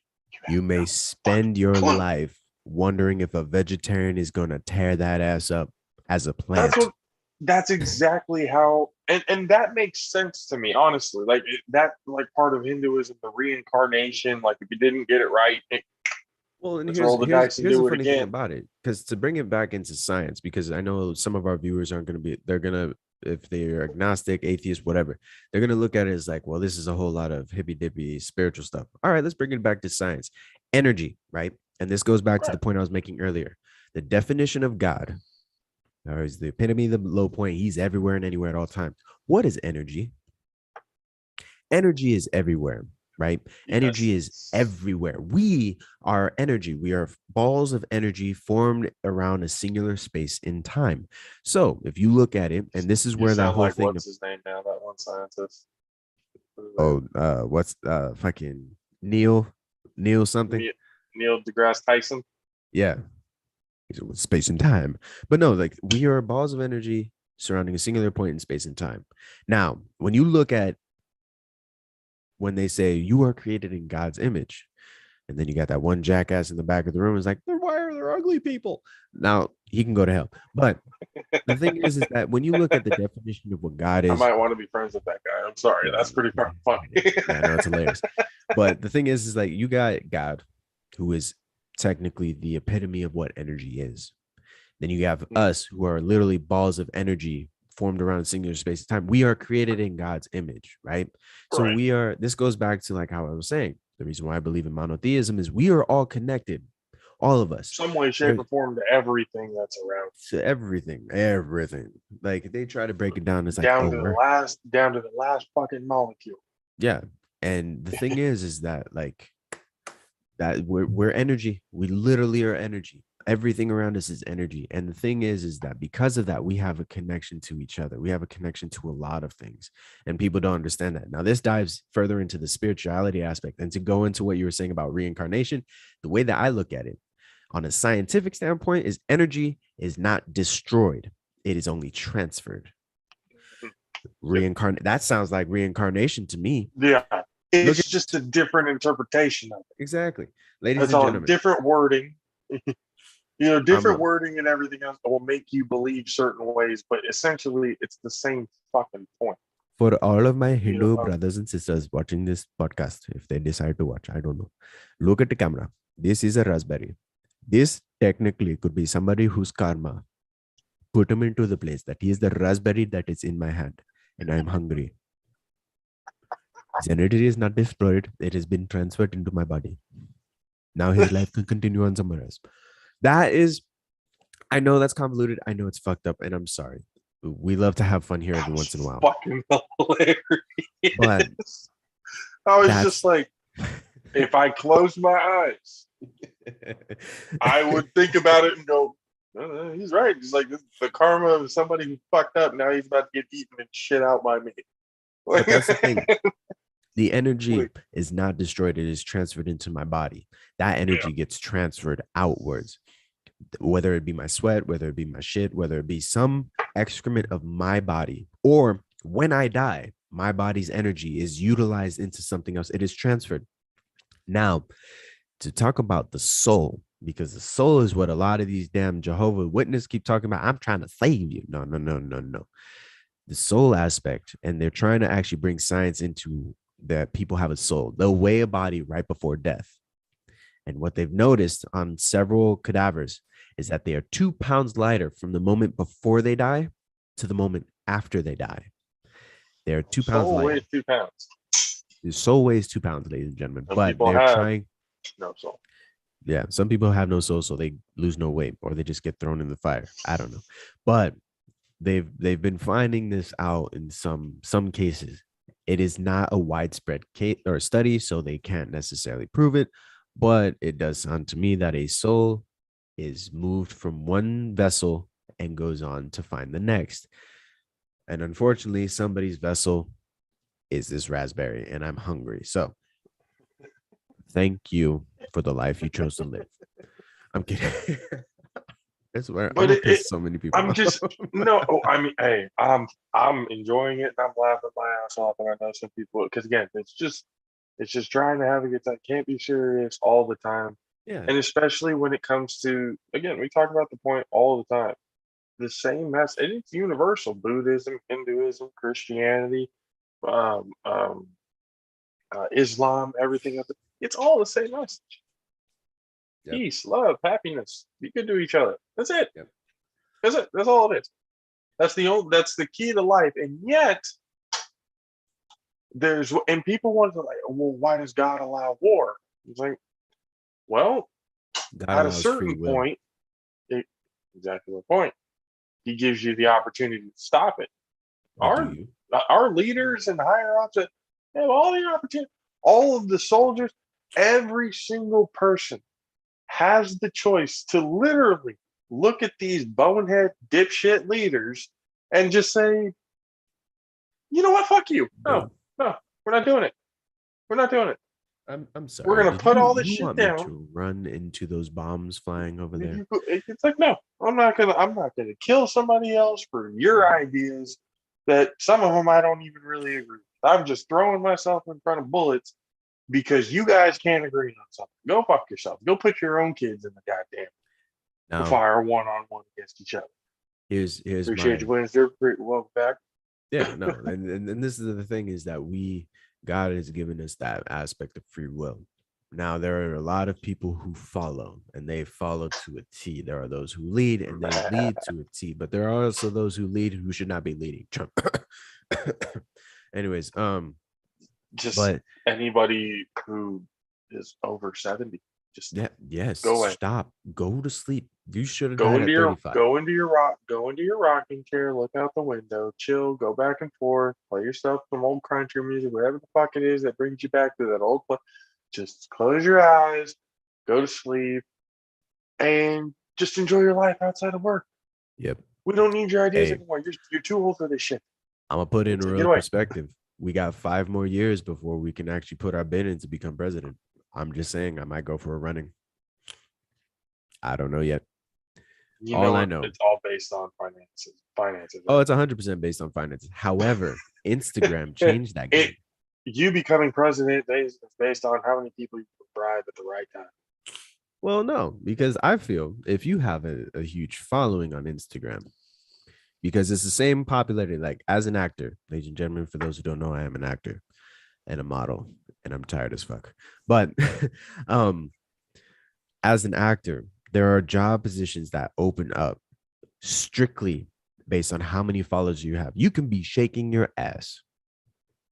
No, I don't shake my ass. I do not have an OnlyFans. Don't ask me, people. Hey, welcome, Windsor.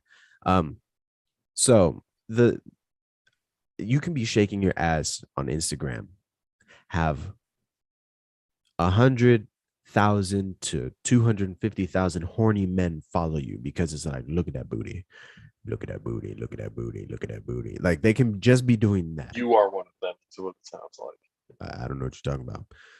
And all of a sudden, you have enough followers to get a leading role. 0 acting experience. Realistically, horrible actors and actresses. zero acting experience, get these roles because they bring people to the show. Now, that's exactly where the politics comes in. They bring people to the show. They It's all pay. popularity contests. That's It all it is. is. It's all it Change the ever has game. been, really. Yeah, in my opinion, change the game. What I feel is that we should be having people utilize that kind of stuff. People who've been actually like advocating for the good stuff. Bernie Sanders, um, a younger Bernie Sanders, because Bernie's I about to mean, keel who over any day now.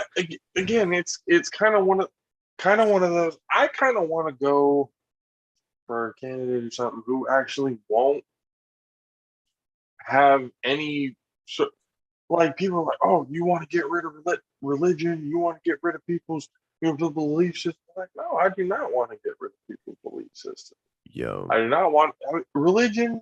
They're going to be. I just want them to stop having their hands in the decisions that are made in this country yeah, because they're not supposed to.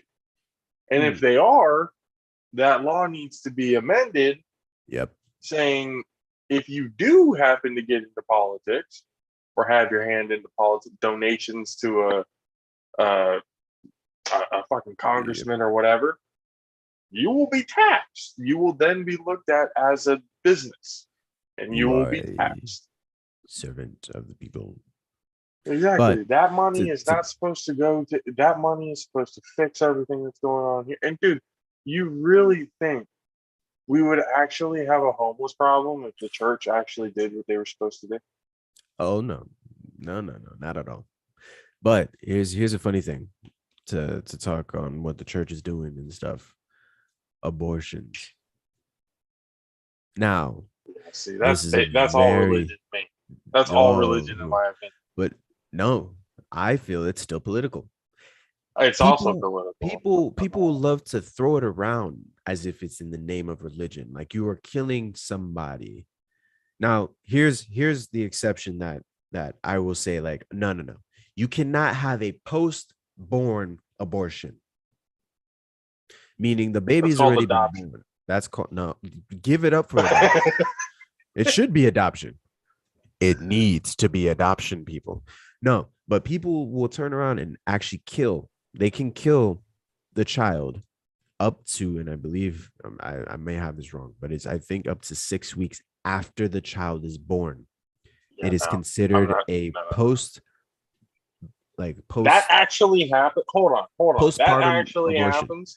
that has been passed in a law somewhere. I don't know where. I've heard it's been passed in a law. I find it to be I'm bullshit. gonna need to look that up because I think that's one Let me see. that's terrifying. Postpartum Absolutely terrifying. abortion. It's not right. Absolutely, like at all. That's just fucking terrible.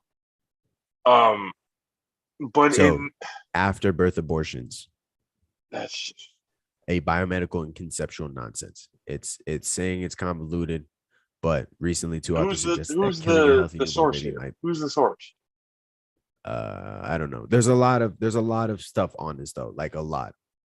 Like a lot. There's a lot. Euthanasia and But newborn infants. So it's pretty I much mean, like obviously, when it comes to that, there are moral choices and every step that you have to make. But there are sure. a lot of people who, for health reasons, need to Yeah. get it done. There are a lot of different aspects and reasons for somebody to do it. The Yeah. point is their choice. Well, and That's the that's whole thing. It's just kind of yeah. like doesn't matter, I'll put it and, into and the that's why I try. That's why I perspective. try. And some guys actually have told or asked me, like, well, what if the guy wants the child? And I get that. Every man had, like, honestly, every you know man has a dream of having a child or taking care of. You know, if the guy wants to be there, yeah, I feel for the guy. But then it's one of those. If you feel that you are going to have contempt for this person for making this decision, Yeah, leave the relationship. true. That's fine. It'd be And like, you know what? I don't agree on, you know, what it is that you're going to be doing. When it's done, you know, we can, maybe be friends or something like that afterwards or whatever. But when it comes to actually having a meaningful relationship, that if that results in children, marriage, and all that kind of stuff, that Yeah. you have all the right to do that. So Yeah. it's kind of like, I get it, I understand the feeling, Mm. but when we talk about full freedom to of you as an individual, as a person, to do what you want. So when people come in and use religion, oh, God would say this, and Jesus would do this. Well, then why are, I saw a statistic out there, why are 80% of the women who get these abortions Christian women? And of those, 70% of that 80% are white Christian. Hello. See, So it's kind of like you're over here talking, and we're going to sit here and act like these congressmen really give a shit about abortion. You they act like their don't. daughters and wives and mistresses and stuff like that aren't going to still be getting that shit. Of course they are. Why? Because it's an image. You Well, need to uphold an image.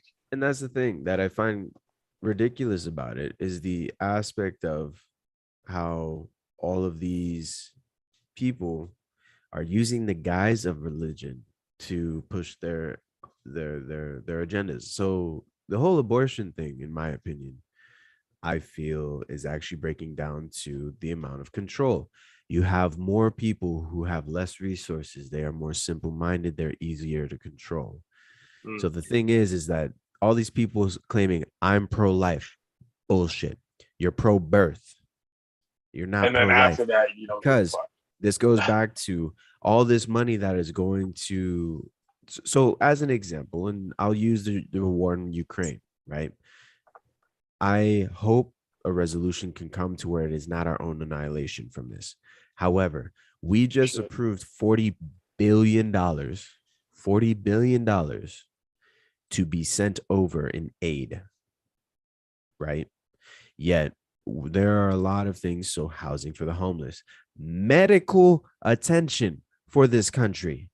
We're supposed to be one of the top countries, and yet we have to charge each other an arm, a leg, and two toes just to It save the is other arm and leg. Like, one of the seven why? deadly sins. It's all greed. It is, it is. All And the thing greed. is, And that's what it again, has been. And again, the more, I mean, you and I are pretty much like the same person when it comes to like history buffs. Like we look into our shit, we research, kind of. yeah, The more I look into everything, the more I come to the same conclusion of the message is there, but the people who are giving it are not trustworthy. I do not trust the word of these people because they do not practice what they preach. nope. And they be preaching some These bull. are what you would call the devil in sheep's clothing. Yep. That is what Yep. they are. Because again, you really want to solve the homeless problem, make the church pay up. And watch how quickly they defend that shit. I mean, you saw how much money people were willing to dish out over the Notre Dame when it caught fire. It's a damn building. Exactly. Don't get me Buildings wrong. catch Yeah, on it's fire. history. Buildings were meant to burn. No. Put a monument there. I Do mean, that. check it That's out. fine. The World Trade Centers went down. We put something up in its honor, right? And the World Trade Centers might have been an inside job. Might have been. We We're don't gonna have know. a conspiracy episode one day, Oh, we are and gonna that's have a gonna be a conspiracy. very That is fun. gonna be. That is That gonna be would a be very exciting. fun. That should be the next one. Fuck it. Maybe. The next episode is gonna be all conspiracies. Mm, That's gonna be fun as hell. We're gonna bring all talk the about people that. in. That's Because the hella funny funny. thing is that a conspiracy theory is a theory that people think, people who listen to it think you're full of shit. But a theory is a theory until it is proven by excuse me, English, by a hypothesis that has been tested. So, theory is Yeah, a theory. I just look at the whole thing as from, let's say, like the beginning of our thought process into beings greater than ourselves. Yeah. during those ancient times when these incredible buildings and stuff like that were being made. And it's crazy how those people were just kind of like gone. Like after a period of time, just fucking wiped off the face of the earth. And I was like, the Mayans just disappeared. Yep. Just completely disappeared. It's like, Yep. what the hell happened to them? Well, people have those like alien beliefs that came. All right, we'll take you guys with us. And we're gonna say, so it's just kind of, but there had to have been something that happened, whether it was as we were in our primitive states, we were just sitting there scratching our ass, looking around, going, what the fuck is going on here? Why does everything want to kill me here? Why am I fucking running around trying? Like, what the hell is going on? What is the explanation of why I'm here? And then something happened, whether they looked up into the sky and they saw a shooting star, or something happened like out in space that they could visually see because they had no light pollution at that time, obviously. Can you imagine the visual of no light pollution on Earth, what space would look like? Probably why we have so much to hide all that shit because So- it scares so many people. So early man was probably able to look up and go, holy shit. Yep. What the hell? And it wouldn't be out of the ordinary to assume that, again, something might have happened that I'm going to have to go deeper into history of where religion really started and where the idea of gods and, ancient texts Good of point, these Wednesday. stories of seeing these, great, like the sea monsters and stuff like that were described. Well, what happened to those? Well, pollution and all that kind of stuff. The water temperatures got pretty fucked up. So those creatures of ancient times took a fat ass dive all the way down, Good night. Yeah. And or they went extinct. Either one. yeah, maybe. But that's the weird thing about it, because it's been the question of so many people is how is it that we had such advanced civilization back in the day when there should not have been? Windsor, read the Bible. It talks about aliens visiting. It does. And that's the But they're that's the described crazy as thing they're about it. described as angels, are they not? Or are they actually? It's like, oh yeah, these beings just kind of came down and said, No, oh, they say beings. It's like I was approached by beings. Angels are considered extraterrestrial beings. The whole thing about like I had a dream, I had a vision. It's telekinetic projection. Yeah, it's telekinetic projection. You got, so I'll break it down to what I've experienced. Lucid dreaming, astral projection. These are things that are actual things that happen. I have done it myself. Yes, I'm that crazy person. We'll save the conspiracy. We'll save it for the conspiracy episode because I was going to see it like, because watching the movie Multiverse of Madness actually got me thinking, going, what if our dreams are just us looking into a version of ourselves in another area or time zone, something like that? Yeah, that would be very fucking interesting. Dream walking, bullshit. That's astral projection. That's excuse me. That's lucid dreaming. Astral projection is a different thing. I feel lucid dreaming because you have full control over everything that's happening. That I feel is what dream walking is. That would be very interesting if that was the case. We're not saying it's real people. You alien. Yeah, alien is any foreign entity. An angel could be one. Honestly. Yeah, because they could float. They could fly, and that's another thing. But I just look at the hieroglyphics and everything else like that. All of their visuals of what they said that they saw, basically the ancient people told their story through hieroglyphics on how these buildings, these pyramids, these great cities came to be. And all of them again seem to have some sort of help from some sort of being. But my question becomes, how did that become into the, was whatever that we saw that happened so incredibly extraordinary that we literally at that time did not have the brain capacity to think of what the fuck it was that we just saw. Yeah. There was no other way other than, it's got to be a god. What's a god? I don't know. That's just the word I thought of. Yep. Well, what's his name? I don't know. Yeah. We don't know yet. We do just not. know that like they've been asking for stuff for the sun and Yeah. for food and for all this kind of stuff. Like, where did all of this come from? Where did that idea come from? Yep. That Like right here, so hold it's on. kind of like, again, whatever it was that we saw, it was fucked up, and people obviously people are never going to believe it because it happened so long ago that people are just kind of like, oh, there's no that happened to. I mean, there's look at that.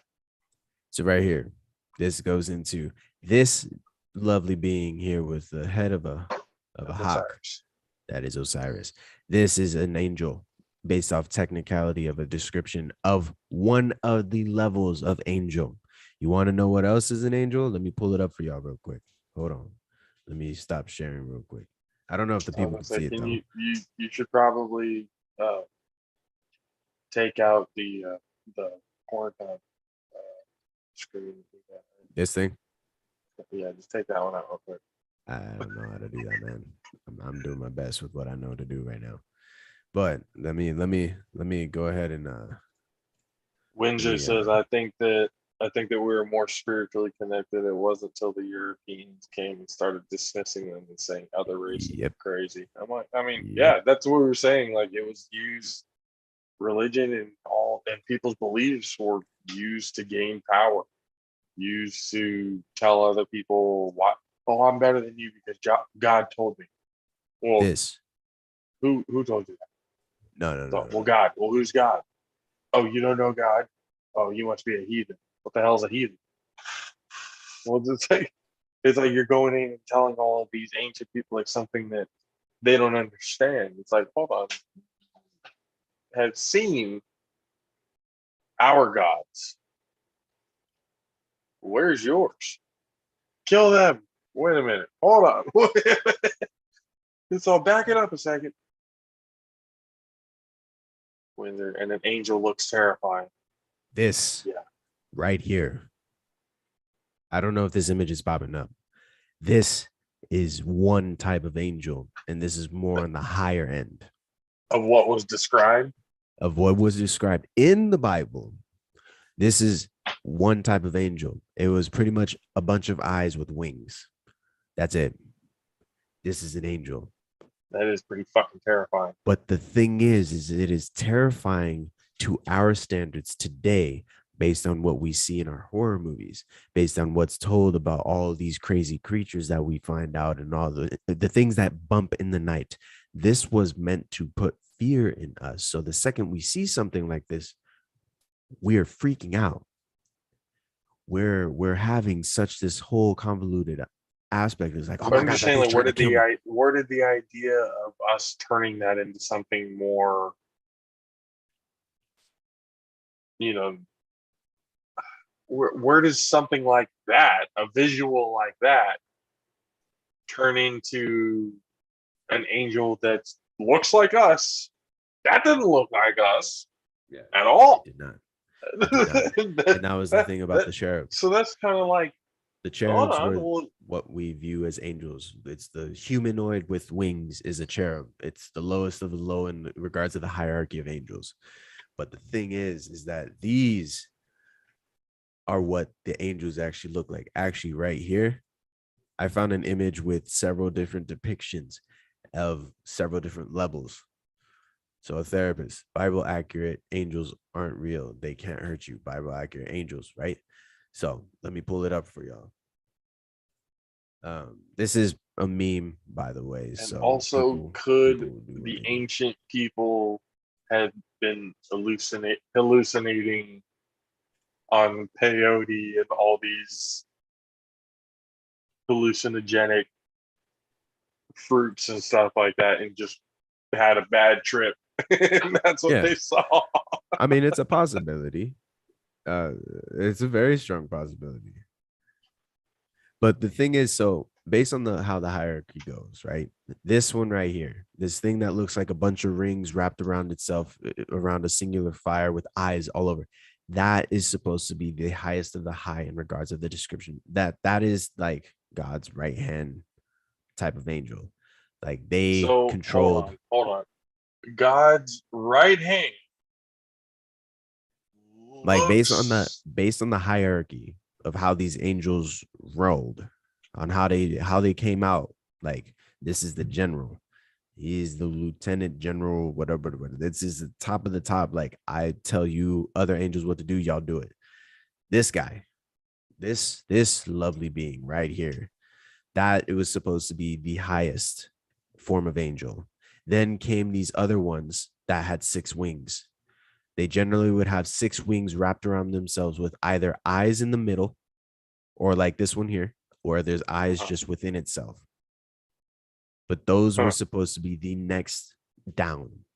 Then you went into the hybrids, which were like the people that had the head of an animal, body of a human, or body of an animal, head of a human. Those were the next ones down. Then you go further, and the pretty much at the low of the lower, the ones that look full human with wings. Those were just angels. Right. Those were cherubs. That's the low end. Everybody else going up. And to bring a good point of what Windsor's saying is that the demons actually look like us to deceive us. The angels look terrifying to scare the demon out of us, to scare the bejesus out of us, like that kind of stuff. The Beelzebub. The thing is that hold on. yeah, go ahead. In that sense, evil is portrayed as beautiful and nice. I'll put it to you And this way. good is portrayed as something visually frightening So let me I'll put it this way, to because this scare that yes, out of you. I'll put it into this aspect. If you go into like paranormal stuff, right? If you start talking They to got people it who all do that- wrong in those movies. Oh, in the movies they got it all wrong. But the thing is when you look at people who actually follow like all that kind of stuff, the one thing that they usually say is that a demon will always take the form of a child. You got to be careful, because a lot of times a demon will take a form of a child to Are you saying lure you children are in. evil? No, but children are supposed to be I innocent. think you are. I think you are saying children are evil. Maybe children, little shits. I'm kidding. I'm joking. State of California, do not come out. No. First of all, parents out there, you know who you fucking are. Do you have a little shit? You know who it is? You know who it is. Get your shit under control. It's your Right. fault. It is. It literally is. Yeah. Whatever it was that you thought was going to work, it ain't working. You need to figure something else out. Okay? Just for your sake and everybody else's safety, please get your shit together. Please. But Be letting your the kid thing run is- off and do no crazy dumb shit. In the name of Yeah. Jesus. The thing is a lot of people whenever they're dealing with a lot of paranormal activity, they'll start freaking out because what is it? There was a movie I watched where it was this type of beast that mimicked the sound of the last person it killed. I can't remember the type of SFP. Is that the movie called Mimic? I think so. I don't remember. I don't know titles all that well, but No, it might be called Mimic. I don't know. okay, I might but have to look that up. it's this huge bear style creature that has a skull for a face. And Right. when it cries out, but it sounds like the last person it killed crying for help. And so people To are like, lure oh, in. yes. It's like, I gotta Right. save my friend. And Fuck. exactly. So This the ain't thing is, Bowser, motherfucker. yes, the thing is that you can lure in somebody with Skin enticing crawler. things. Mhm. Yes. You can lure in some, yes, exactly, skin crawler. There it is. But you can lure in someone when you have the sound of someone who needs help or somebody who is innocent looking. So you're going to scary places, like all these people doing the paranormal stuff. They go to scary places riddled with paranormal activity or whatever, and they see a child running around. Usually, a demon will take the form of a child to lure those further in. That I Now, mean, naturally, because instinctually, as adults, you see a child, there is automatic sympathy. yep.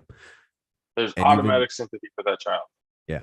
And the thing is like children fill up on that energy, yo. Like they can tell when somebody's like not good They can as tell when opposed to, they're able to get away with anything they fucking want to because yeah. Mama Karen and Daddy Craig over there ain't doing their fucking jobs. Well, here's Right. the thing too. Like when kids can I feel gotta that pray stuff. to Jesus so that my child will get right. Yeah, when Well, kids, he's giving you the opportunity. You got a belt, don't you? yeah, whoop that ass. No, but like you'll see Look, kids, people, you'll see I'm kids. not, again, there's difference, but we'll get into that too. The difference between abuse and discipline. We talked Very about it last two, episode and we'll talk about it again. Don't worry, people. we actually did too. But yeah, the thing is that like children, when they see those types of spirits and stuff like that, they can tell if it's good, bad. And usually it's another child about their age. And it's like, no, I don't want to do that because that's wrong. It's like, Do you baby, think who a you lot of, talking do you to? think a lot of those cases of kids saying their imaginary friend Oh, I believe like there are is an imaginary friend. actual, Yeah. it's like, oh, it's my imaginary friend. I'm sorry, if I walk in and my daughter is having a tea party and she says, I'm doing it with my imaginary friend, I'm going to be like, all right, honey, you tell your imaginary friend she's about to catch a Spartan kick in the fucking face and you need to get out this room right now. We are I, moving out this goddamn house. Okay. I will say from personal experience. I will say from personal experience as a child, I told my mom, this was after my grandfather's funeral. I was playing in my room, playing with my toys. I got up and told my mom, I just saw grandpa and he told me to tell you that everything is fine and you do not have to worry anymore, that everything will be okay. Right. That was me personally. I was in my room by myself. My grandfather came to me and told me, tell your mom. And that man only spoke Spanish, but I understood every word he was saying. Tell your So mom, then, so then that everything will be when okay. people have those types of experiences, Yeah. it's like, how do you explain it? Some people can explain it. Some people accredit it to God. Some people are, I kind of think it's one of those in your like when you're dying or whatever, your mind gives Those dying off, moments. it gives off some sort of like, I'm not gonna say fluid or something like that. It's And it's a basically what ends up happening it's a is it's gonna release. turn into something that you know. Yeah, it's a release. But I'll So put it this way too, because when my dad passed away, for 3 nights following my dad's death, I had dreams of my father. Each one, I knew he was dead, and I was able to interact with everybody in my dreams, knowing this. So I'll put it in this way: there was a dream I had, and I know this is a little out of scope of spirit. Well, it's spirituality in a way, so it's still within the scope of religion I mean a lot and of it faith. is still. So with my father, this dream, I was in a bar. I walked into a bar, and my dad told me, "Hey, come on. There's this woman I want you to meet. She's amazing, and you'll love her." And I was like, "You're not supposed to be here." And I got up, and I ended up going to the bar top, and there's this man sitting there. He starts talking to me. He almost looked like Chris Rock. It wasn't Chris Rock, like a mixture between Chris Rock and Jamie Foxx. That's what I remember. I don't know why. Don't ask me these questions, people. Don't ask me these questions. You don't want these answers. Anyways. No. But when I sat there and I looked at him and I was asking this guy, is like, I don't understand because my dad just died. So I can't tell why he's in my dream. And the man's like, I don't know. To be honest, I don't know what to tell you. And he starts laughing. And I look at him and was like, well, what the heck are you doing in my dream? This was like I don't know why I'm seeing my dad right now because he just Yeah. died. And this man starts being like, I don't know. And I look at him, he's like, what are you doing in my dream? He looks at me, looks down, laughs, looks at me again, and I wake up. Now, my thing is, I don't know how to explain any of that, but that was one of the 3 dreams I had with my father after he Hmm. died. Like night 1 had a dream, night 2 had another dream, night 3 had another dream. The dream I just explained was on night 2. Couldn't understand it, couldn't figure it out. And I was trying to understand it because it was like, what is this, like his last fading energies message trying to tell me something? I Right. don't know.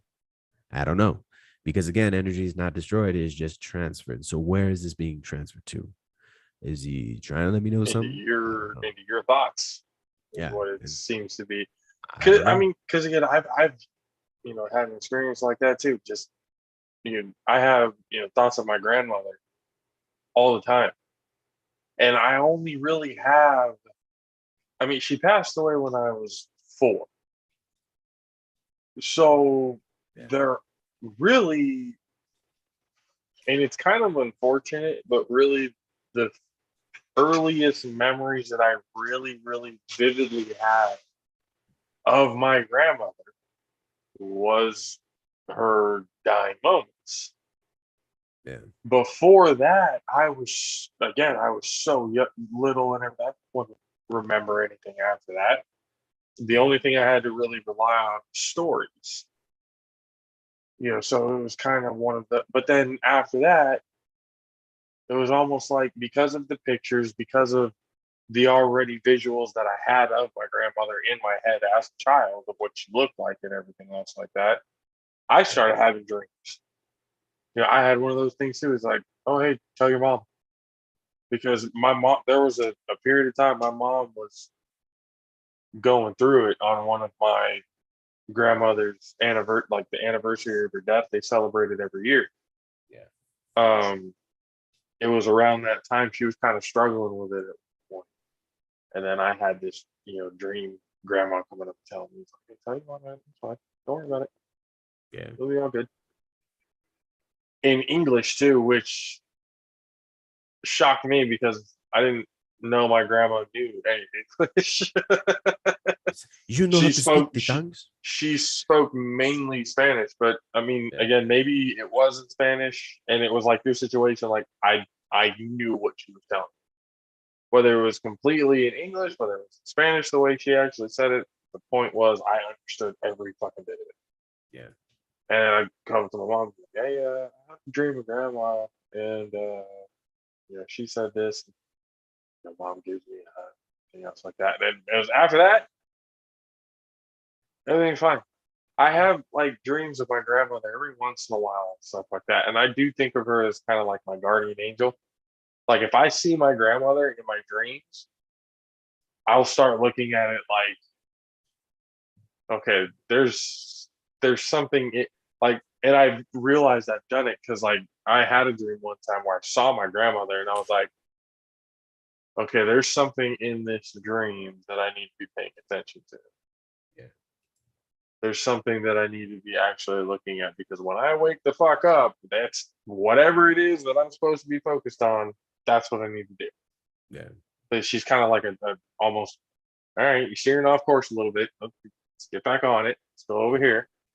I think of her as like a guardian angel type thing, and that's mainly ingrained because I was raised Catholic. So I think of it as like that guardian angel type thing.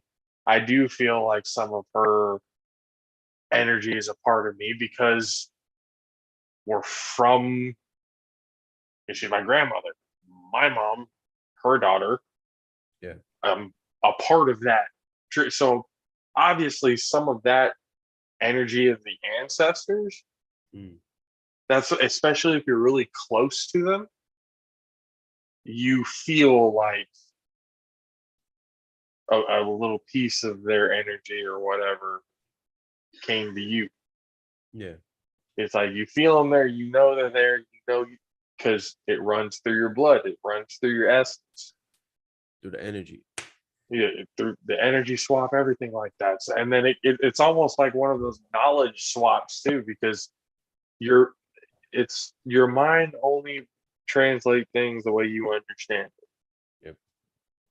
it. And again, we as humans haven't even tapped into anywhere near enough Yeah. of it to fully understand what's really going on and stuff like that. But just my whole problem with, and just getting back to the whole thing, my whole problem with religion is the corporate part of it. Yeah. The faith of it, I have faith that something is there. Everything does happen for a reason. Yeah. Like there's karma, there's this. I kind of one of those things that just take from everything and understand that just be a good person, hold yourself accountable, do the right thing, and everything will be fine. Everything will fall in place. You just hold yourself accountable and everything's good. And then just hearing people be judgmental and mean, spirited, and just really bad people and call themselves churchgoers and call themselves people of faith. Like, no, you can't do that. You can't do all of this evil just because you showed up on Sunday and said a prayer. You're all forgiven and good. Like, no, like hold on.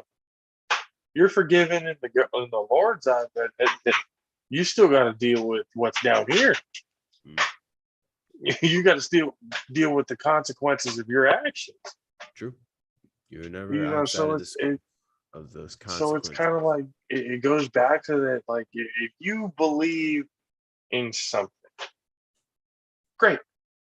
If that helps you become a better person, if that helps you understand what your meaning of life is, that's fine. You can tell if it makes sense to somebody else and they start to believe it. Cool. You got somebody else who already has, a little idea, just taking little pieces here and there. You don't have to be completely right. Some of your ideas are going to have some flaws in them. They're going to have some holes in them. It's okay to add little pieces to that to make it better, become a stronger person. Yep. So it's like, why are we, in a lot of the religious fights in ancient history, and even now, a lot of the religious war that goes on, it's just kind of like, it's nitpicking. Why? And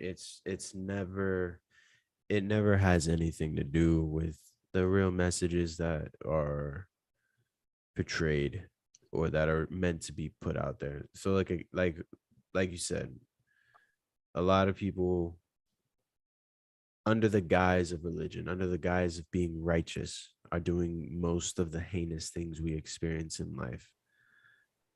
I mean, you got to think about it.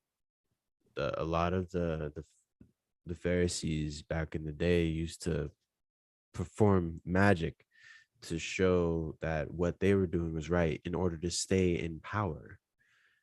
But in reality, it was just tricks.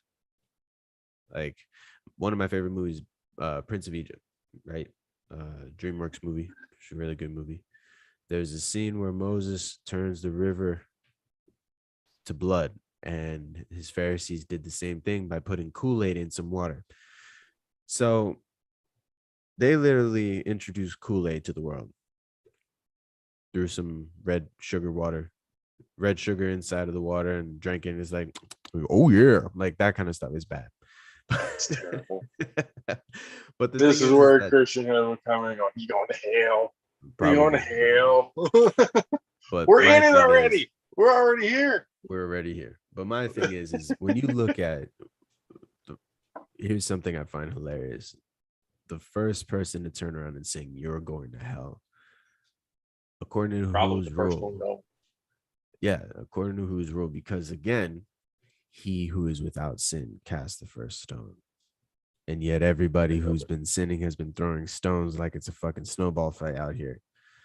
So I'm just saying. Man. It's like we talk about, we talk about religion. We talk about like, there's the word that needs to be preached and taught and everything. Yeah, but if you don't practice that, you really think people are going to take you seriously? And then when you get mad when they don't, you really think that's going to help? we're in a day and age right now where it's even more to the point where they ain't forcing shit on me. I'm gonna do my own research. I'm gonna do my own. We live in a technological age right now Where information is at our where fingertips, exactly and not all of it's he real. started it all. Selfish, no. You Damn it. wanted to know it all, god damn it. Yeah. Yeah, but our see- dumbass came in and said, "Oh, can I have a bite?" Yeah, there you go. Oh, that's delicious. What is that? No. And we know what fucked it up. Yeah. No, but that's the But thing. then, Like, but another thing, when you talk about religion and how religions oppress not just people of color, women, mm. And see, because here's the thing. we forget that in history, and especially when you're looking at Egyptian religious texts and hieroglyphics and how they viewed the gods and everything.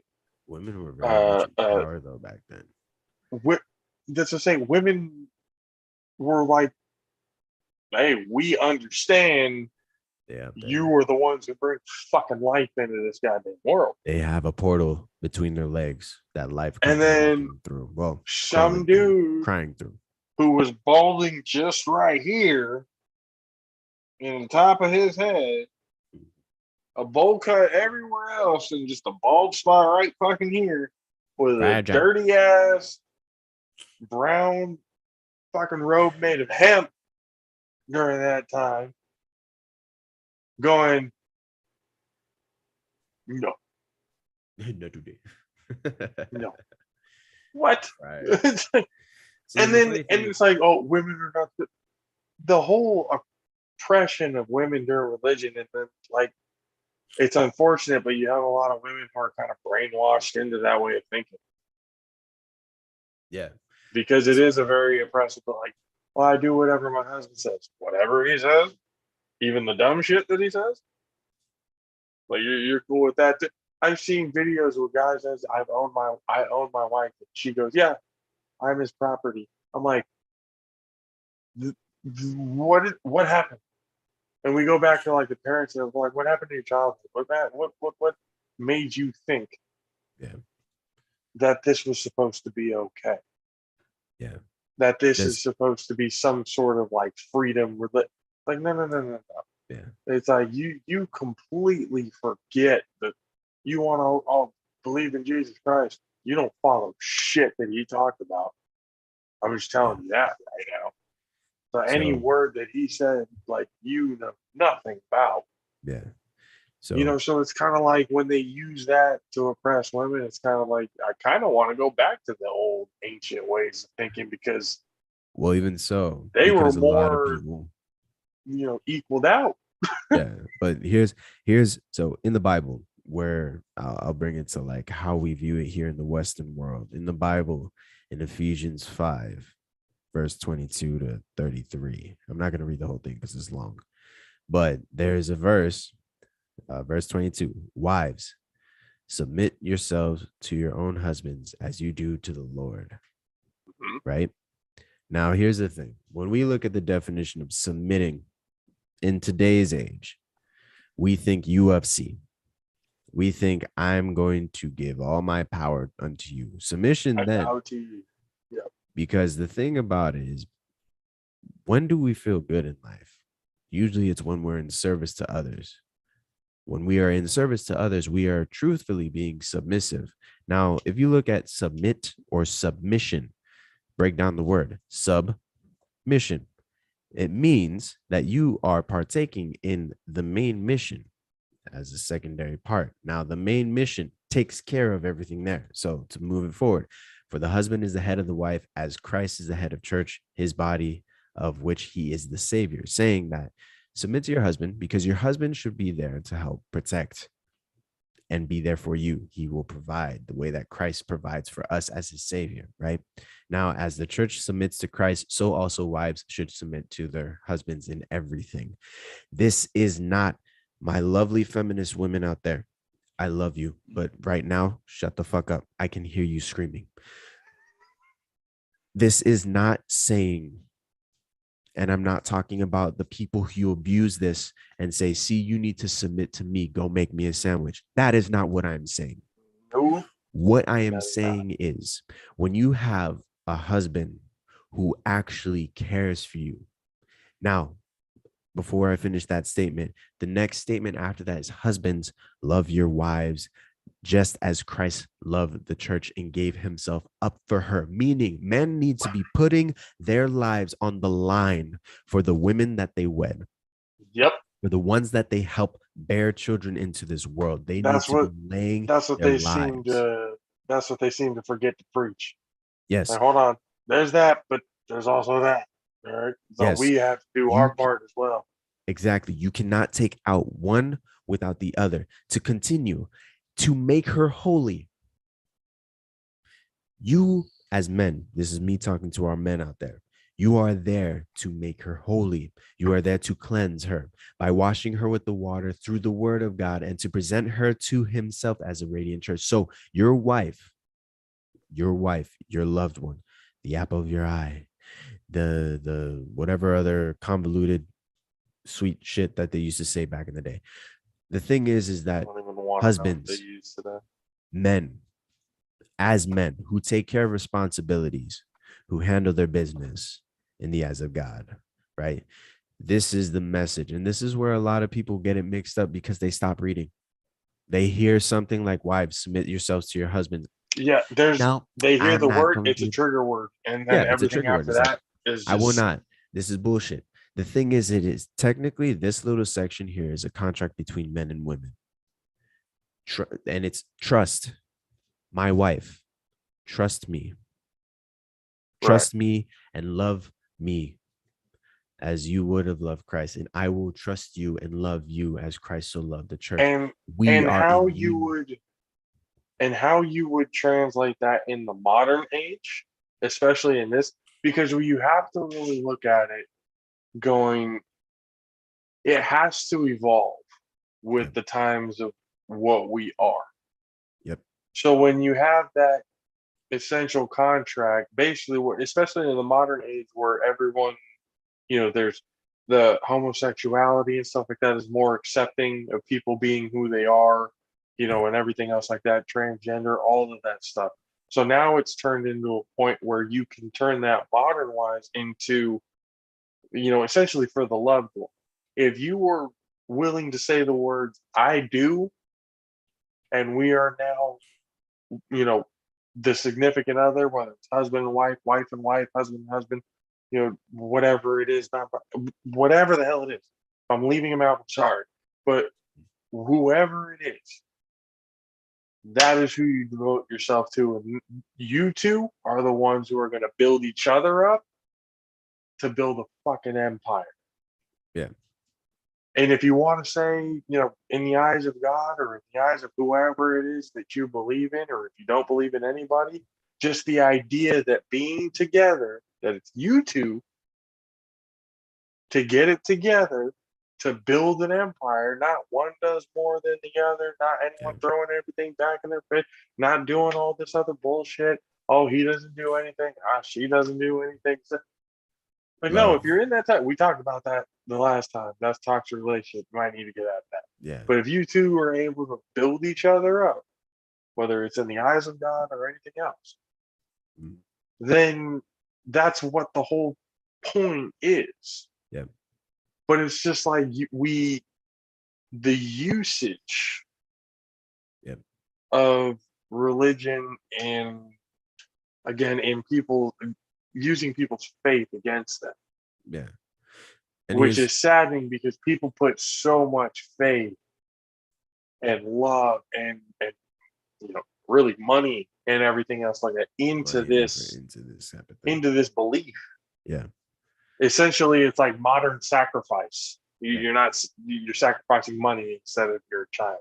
Yeah. Or So- or your goat or your I horse don't or have any goats. whatever. No goats for me. But yeah, You so know. that was the thing is that like when it talks about love in that respect, and a lot of people get it twisted on how like they'll stop People get listening. mad And at the that's wording, but then forget that it's ancient Well, no, is and the thing is that It's these are ancient these are speak. We got to translations. modernize it. Exactly. These are Exactly. translations from a different language altogether. So it's like Loosely translated at that. loosely translated, because it's like I was watching a video and somebody was talking about Genesis, the book of Genesis. In Hebrew, it says in a beginning, not in the beginning. The as a word is more definitive, like this is the beginning, instead of this is a beginning, meaning there are Right. multiple beginnings, right? So it's not saying that this is the light, this is the way, but that's book of Genesis from Hebrew. Direct translation is this is a beginning. But when you change it from a to the, that changes the whole definition of what that is. Anyways, going back to what I was talking about though, where it's like husbands, actually, I'm gonna share this so that we can get a better understanding as men on those who turn around and say, I am a God-fearing man and I've believed the Lord Jesus Christ. Let me show you, Are you bringing it to Billy your Bob? wife, just your wife. Are I ain't you? even talking about nothing else. We're just bringing it to your wife. Check it out right here. Okay. Wives, right here from 22 to 24. That is your instruction. Wives, submit yourselves to your own husbands as you do to the Lord, for the husband is the head of the life. I already went through that. Husbands, you have a longer list to follow. But that is because I think, in my opinion, God knew we were some trifling ass motherfuckers. So he turned around and said, It's because of our instinct yeah, of like human nature, the mammal human nature. We had to have a set of rules because we were going just nuts. We didn't. It was. We were just as primitive, and we were no better than the animals and everything like that around us. We needed something to be able, kind of further us in what we would call the food chain. Yeah. And the thing is, and that's the thing, it's like we were all trifling. So the thing is that when you show love, God's version of love, or the love of Jesus, or for other religious people out there, true, unconditional, no holds barred love. This is what I look at, where it's like, men, you're supposed to love your wife as you love yourself. You will not deny yourself food. You will not deny yourself shelter. You will not do those types of things. So it's like, after all, no one ever hated their own body, but they feed and care for the body. Jesus, just as Jesus did for the church. For we are members of his body. For this reason, a man will leave his father and mother and be united to his wife, and the two will become one flesh. You know what that is? Sex. This is a profound mystery. But I am talking about Christ and the church. However, each one of you also must love his wife as he loves himself, and the wife must respect her husband. And this, in this day and age, my lovely feminists, my lovely modern feminists, the ones that actually understand the true equalism between men and women, that we are one and the same, and that we are both trying to become better for each other. Y'all already understand where the struggles are, and you already understand the struggle. But for our modern feminists who go through this whole, just understand the respect aspect. We must respect each other. Men, you must respect your wives. Women, respect your husbands. Love, show love. Love, Don't love. The whole message. Love. the whole Just love message each is other. love, people. The entire Jesus fucking message is Christ. love. And that's the thing. And it even breaks it down. So even to go into the whole homosexuality thing, LGBTQ, my lovely peoples. Again, Tread lightly. this is my thing. Human interpretation of what the Bible is saying you were meant to burn in hell and you will forever be a sinner. But that is our judgment based on the interpretation of what people are saying. And from my understanding of what people have done to the Bible to get their way, I feel somebody might have convoluted that message a little bit. I can't say because I haven't looked into it myself. But from my understanding, we are supposed to be non-judgmental, loving beings who love each other. Love thy neighbor. The way I looked at that, humans, we have a very big tendency to fear or hate things that we do not understand. Yep. That we do not get. And throughout history, there has been millions of cases of homosexuality acts and everything else like that between kings and queens and all that throughout history. Incest was running amok and everything back in the day because they wanted to keep it in the line. That was through that belief, that way of thinking. That was really the only way of looking at it. At that time, obviously things now are different. 100%. And as things change, so do the rules.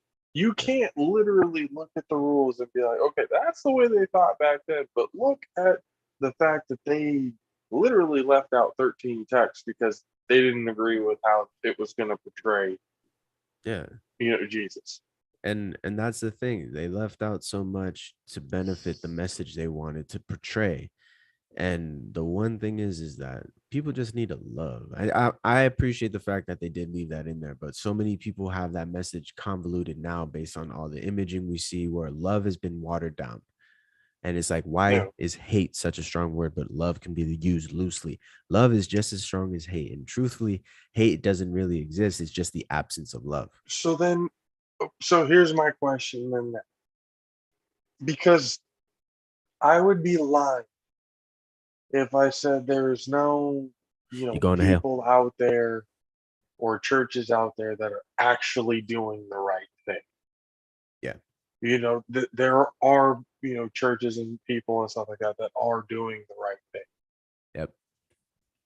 But the others, and there's a lot of others because there's a lot of problems going on. The Vatican just doesn't seem to give a shit about. When it comes to, and literally the only reason why these priests and stuff like that are not put in jail are because they're affiliated with the church. And what do? They just transfer them somewhere else. That's why you got hundreds and millions of thousands of millions of kids, little boys, little girls, who get, molested by these fucking creeps who know they're going to get away with it because the church is going to save them because they're cool. They had a moment of weakness. 100? That's not a moment of weakness. That's a pattern. That's something that, and they do nothing about it. So they're doing nothing to really inspire belief in the church.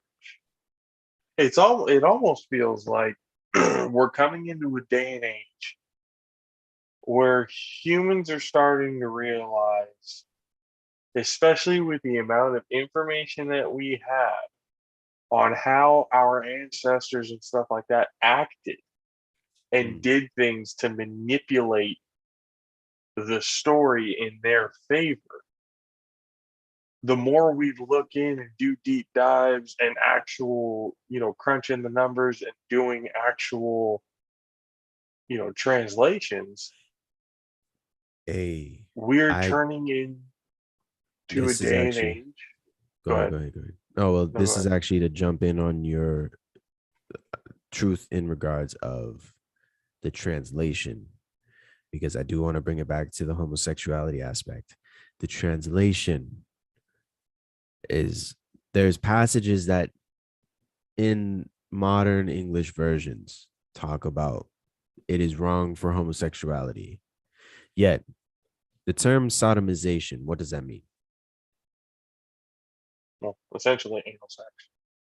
Yeah, it's forceful anal penetration. Yep. Where is the basis of that word come from?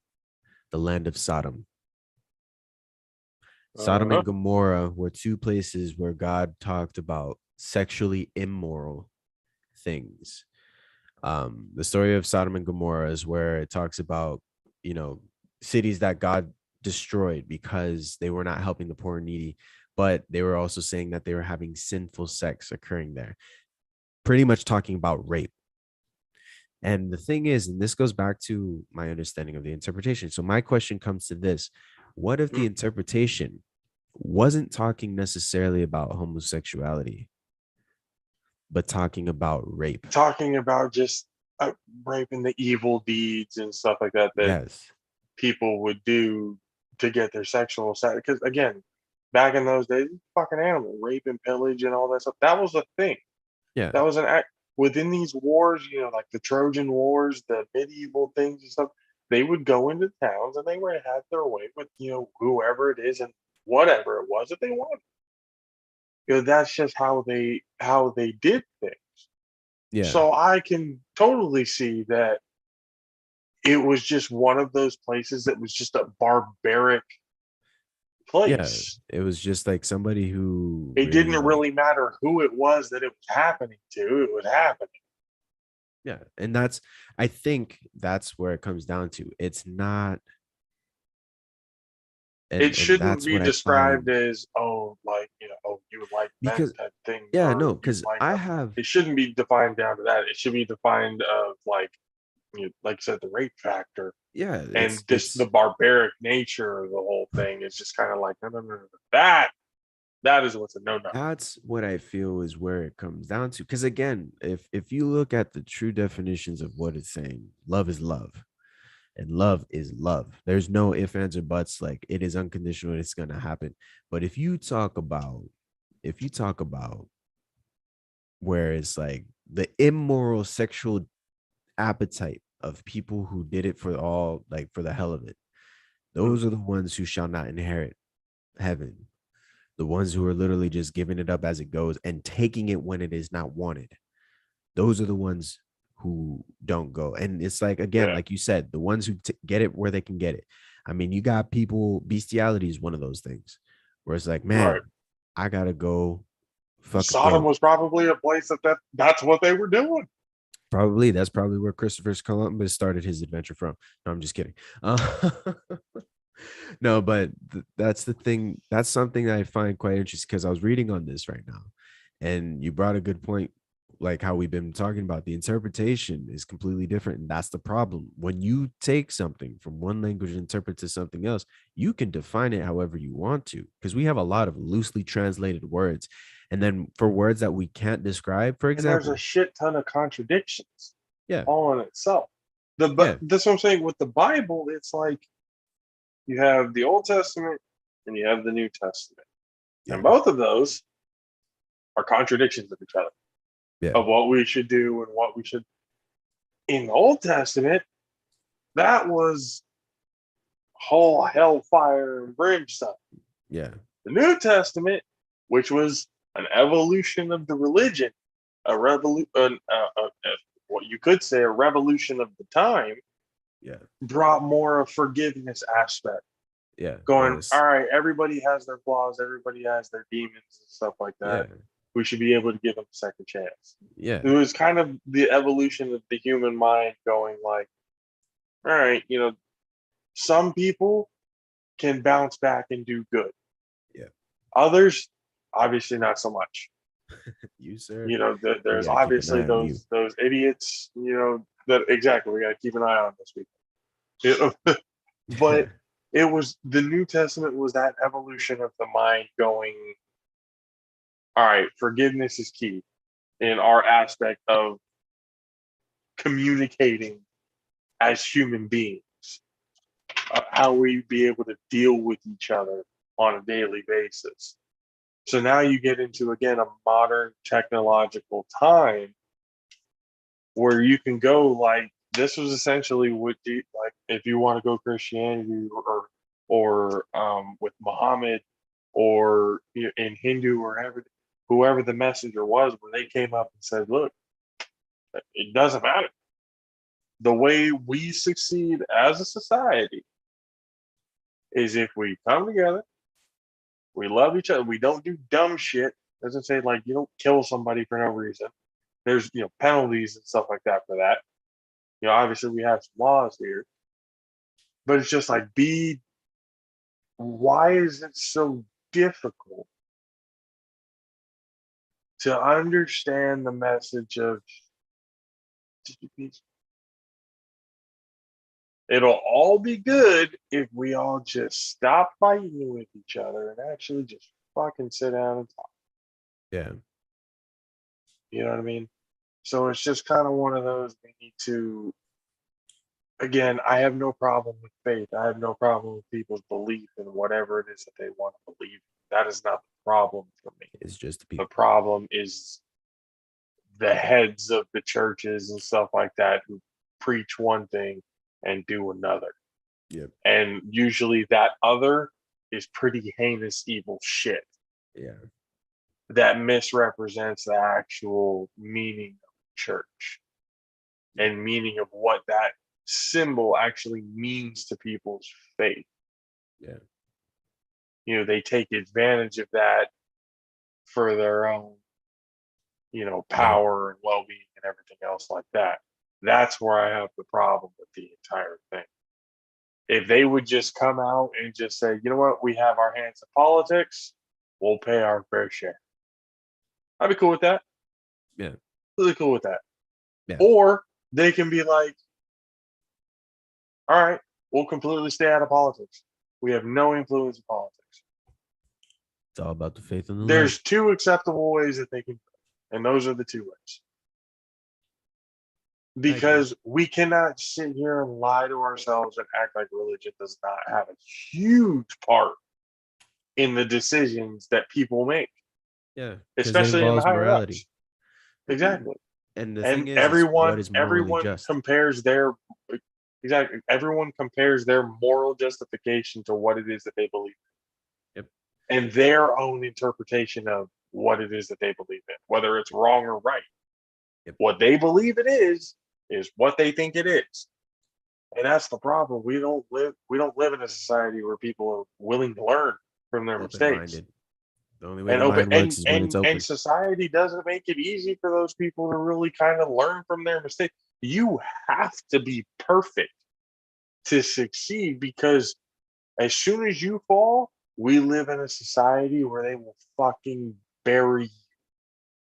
It'll just be completely done. You will have no chance after that. Yep. I mean, that's look at what. Amber Heard. Oh yeah. She ain't got shit Oh going yeah. for her anymore. America, we love a good old comeback story. Well, those are No, we fucking don't. disappearing because we live in a culture that there's no room No. for The comeback being story. able to learn from your mistakes. The thing about the comeback story, though, is we love it when the rise has happened. So, for example, I'll put it into perspective of all these things where we see these movies where it's like the protagonist has a moment of lapsed judgment, or it's like a moment where they are human. They fall into their anger, their pride, their whatever it is, because it's about them instead of acting righteous, instead of acting the way that they should. And inside of our heart, we sit there yearning for them to do the right thing. And it's like, no, don't do that. But Do the some right of us have different interpretations on what the right thing is, depending on what their experience is in that situation. Yeah, because for one Because person, if you're one person, like, I'm going to use Cain Velasquez's case as an example. yeah, There was somebody who sexually molested a family member of his. He went out and shot at him. Yep. Attempted murder. He is in court right now for attempted murder. Now, I think that's self-defense. some people would look at that and go, he shouldn't have done it. He should have just allowed to take his place. Others look at it going, well, the law has a tendency of letting these motherfuckers out of jail in an unreasonable amount of time. Like, these dudes are literally able to sit in jail for a couple of months, secluded from everybody else, because they know in general population they would be fucking killed. Yeah.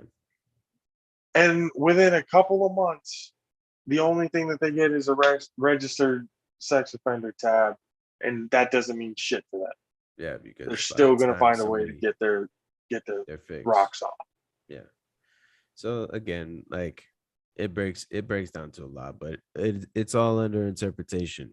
A lot of these issues come down to interpretation, having that freedom of interpretation. However, I mean, if you were in Cain Velasquez's case, I would have. I've been hunting people's kneecaps who pulled the like. You know what I'm saying? Wrong. Like, you don't need to walk. On one hand, I understand what you mean. Don't do it. He needs to get justice, and then on the other hand, I know God was slow to anger, And I'm not angry. I'm just making sure he don't walk no more. Is like, and then on the other hand, it's like, you know what? I know the justice system is not going to hurt you as much as you need to be hurt Yeah, and the thing for is what you just did. taking in that consequence, and that's another Yeah. thing we got to be careful about. It because really a lot of depends on who it people- happens to, because you really don't know how you would act. 'Cause, I mean, me, Yeah. if that would happen, bro, I'm killing somebody. I'm going to jail. I'm going to jail. I'm just saying. Again, So my thing is that I take after like how they rehabilitate people in Finland, where it's like when you go to jail in Finland, they actually rehabilitate you to be a citizen of society again. I like that. right. However, Yeah, that does not mean you need to walk anymore. So I can take your kneecaps. I ain't gonna take your life, but I can This take is your you learning. kneecaps. You know now, because you can't walk anymore, not to do that shit again. Yeah. I mean, hey, it's like you don't have to That's look, it. sir, you've made some mistakes. It's fine. You don't have to walk anymore. But I'm just gonna We let you know this right all now. we said is Learn you about it. don't have to die. We didn't tell you the severity of the ass whooping you were about to get. Yeah. All right. That's what we kind of left out. At the end of the day, You know, I love you too much to take your life, but I do not love you enough to let you continue walking on the path you're walking. So now you're gonna have to wheelchair your ass to the new path. Just get up that ramp, motherfucker. You see that blue sticker? That's where you're going. Hiya. That's where No, you're I'm just going. kidding. You get Nah. to zigzag your way up to the bank. Wouldn't be some fucked up shit. Fucking you are now handicapped, but because a part of your punishment as doing the things you did to become handicapped, you do not get the blue placard. So you can't, you have to go to the end of the parking lot to Ouch. come back in. No, I'm Sorry, just sir. kidding. You That's- cannot get into the front of the line at Disneyland.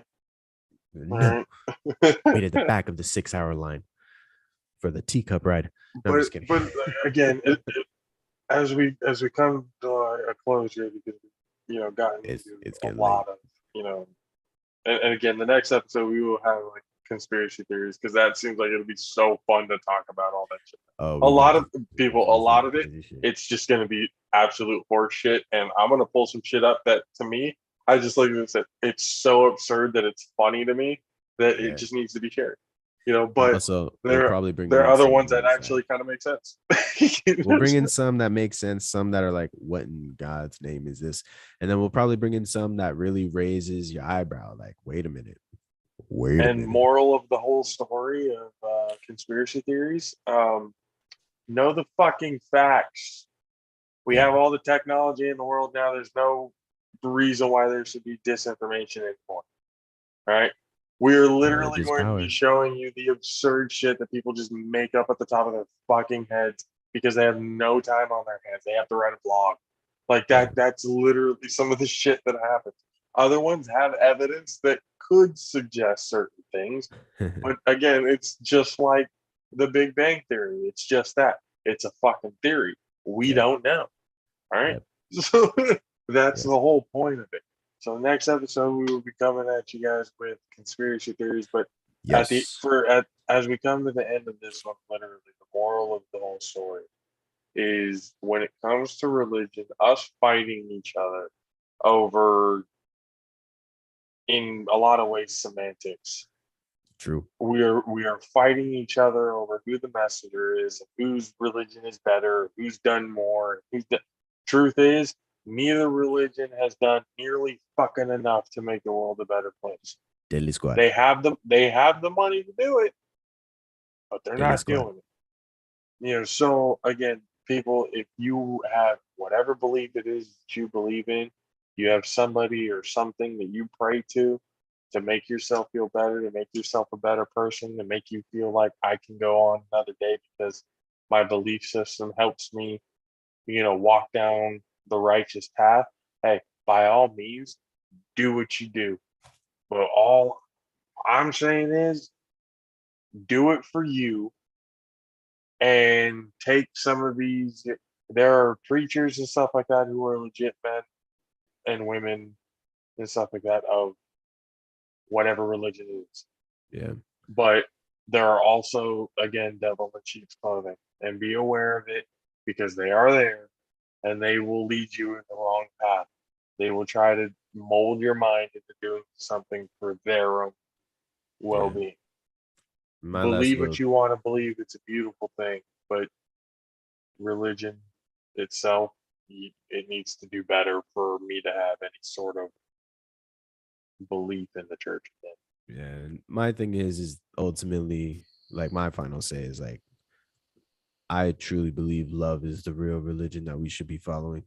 Unconditional Absolutely. love, no price tags attached, no conditions attached, no unconditional. I love you for the sake of loving you.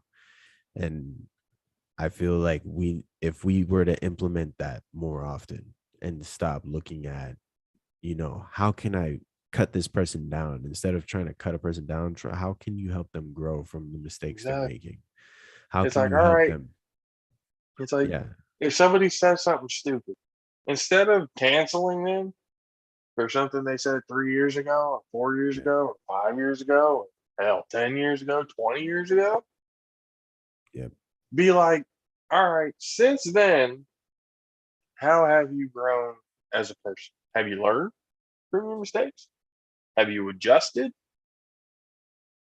Some of these people that, I mean, you don't really need to apologize for something you said the hell long ago, yeah. especially if since then you've been doing good. Now, if you're still a piece of trash, then That's a yeah, different story. that's a different story. There's different consequences for your actions.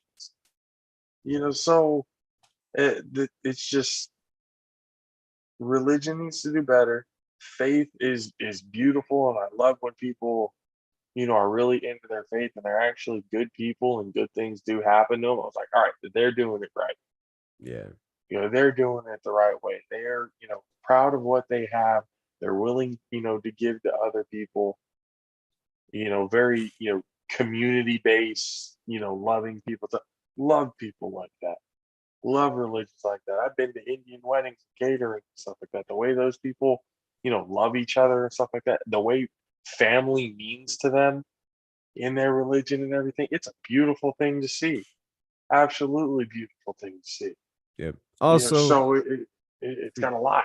for y'all people out there who got this romanticized version of what love isn't just the beautiful moments. Love is truthfully when the moments are hard and you still choose to stick through it because that person means a lot and pretty much everything to you. That's But love. just understand, people, those hard times will be coming. And they are And worth I fighting. suggest, men, we have a hard time. Yeah, and I understand there are people out here that make, oh, he opens up, he cries, he's too emotional, he's too this, he's got, man, Oh, we gotta be that's a what we little bit need. more open about our shit, to be Yeah, honest, because because we don't got nobody to talk to.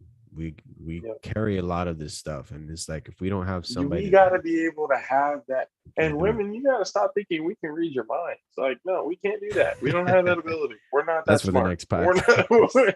We're not that smart. So the, you the got. conspiracy There theory. has Can to we read your be. mind? There has to be a communication. You know what I Yeah, mean? You got to be able to talk to that going, this is what we want, what our ultimate goal is for what we want in our lives. And yeah, how can we achieve that together? We're going to hit some bumps in the road.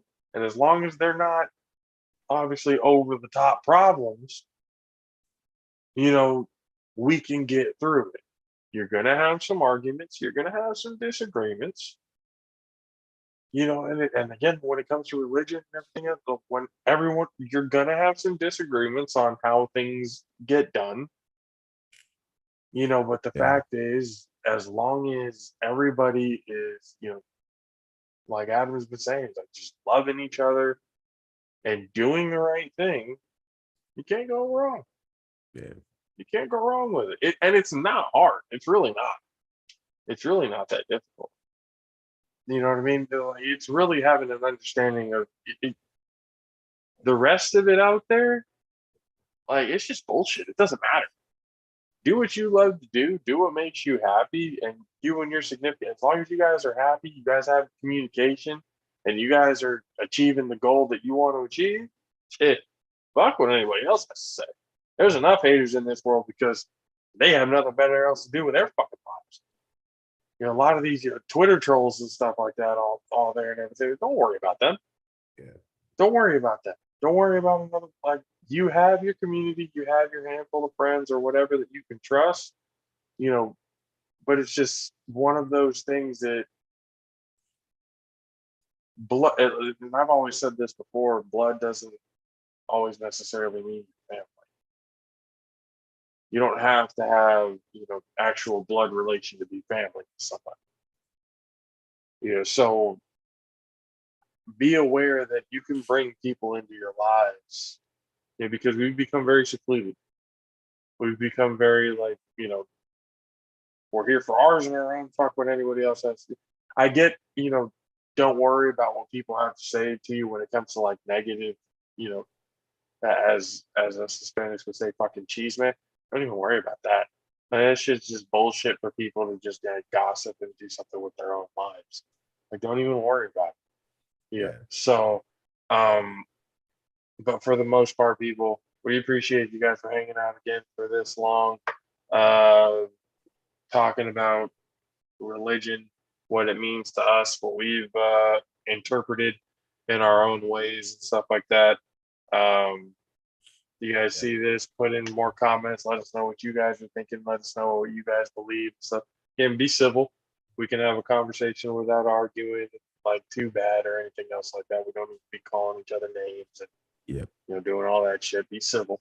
But again, appreciate you guys for hanging out. I know it took us a long time to get to episode 2. But episode 3 will be coming up. We'll be talking conspiracy theories. We'll be throwing it on the social medias on Logical Senses 22 on Twitter and Logical Senses on IG. You guys be able to let us know what kind of conspiracy theories have you guys seen that you guys might want to talk about or anything else like that. So we'll talk about it on the show. And then next time we come on here on the Pineda Bros Productions YouTube channel, you can join us here, join the comments and everything, and give your little tidbits on what you guys have seen and stuff like that. I know it's Logical Senses. We want to think logically, but it's always fun to see conspiracy theories, trying to make logical sense on why people would think and believe shit like that would happen. So that'll be a fun episode. We will see you guys then. Logical Senses Podcast. Appreciate you guys. Episode 2 on religion. For myself, JP, Josh, and your boy AC. What's good? Oh man. All right, you guys. I love you, bro. Love you too, my man. You, man. You guys. We'll see you guys next time. Love y'all. Deuces.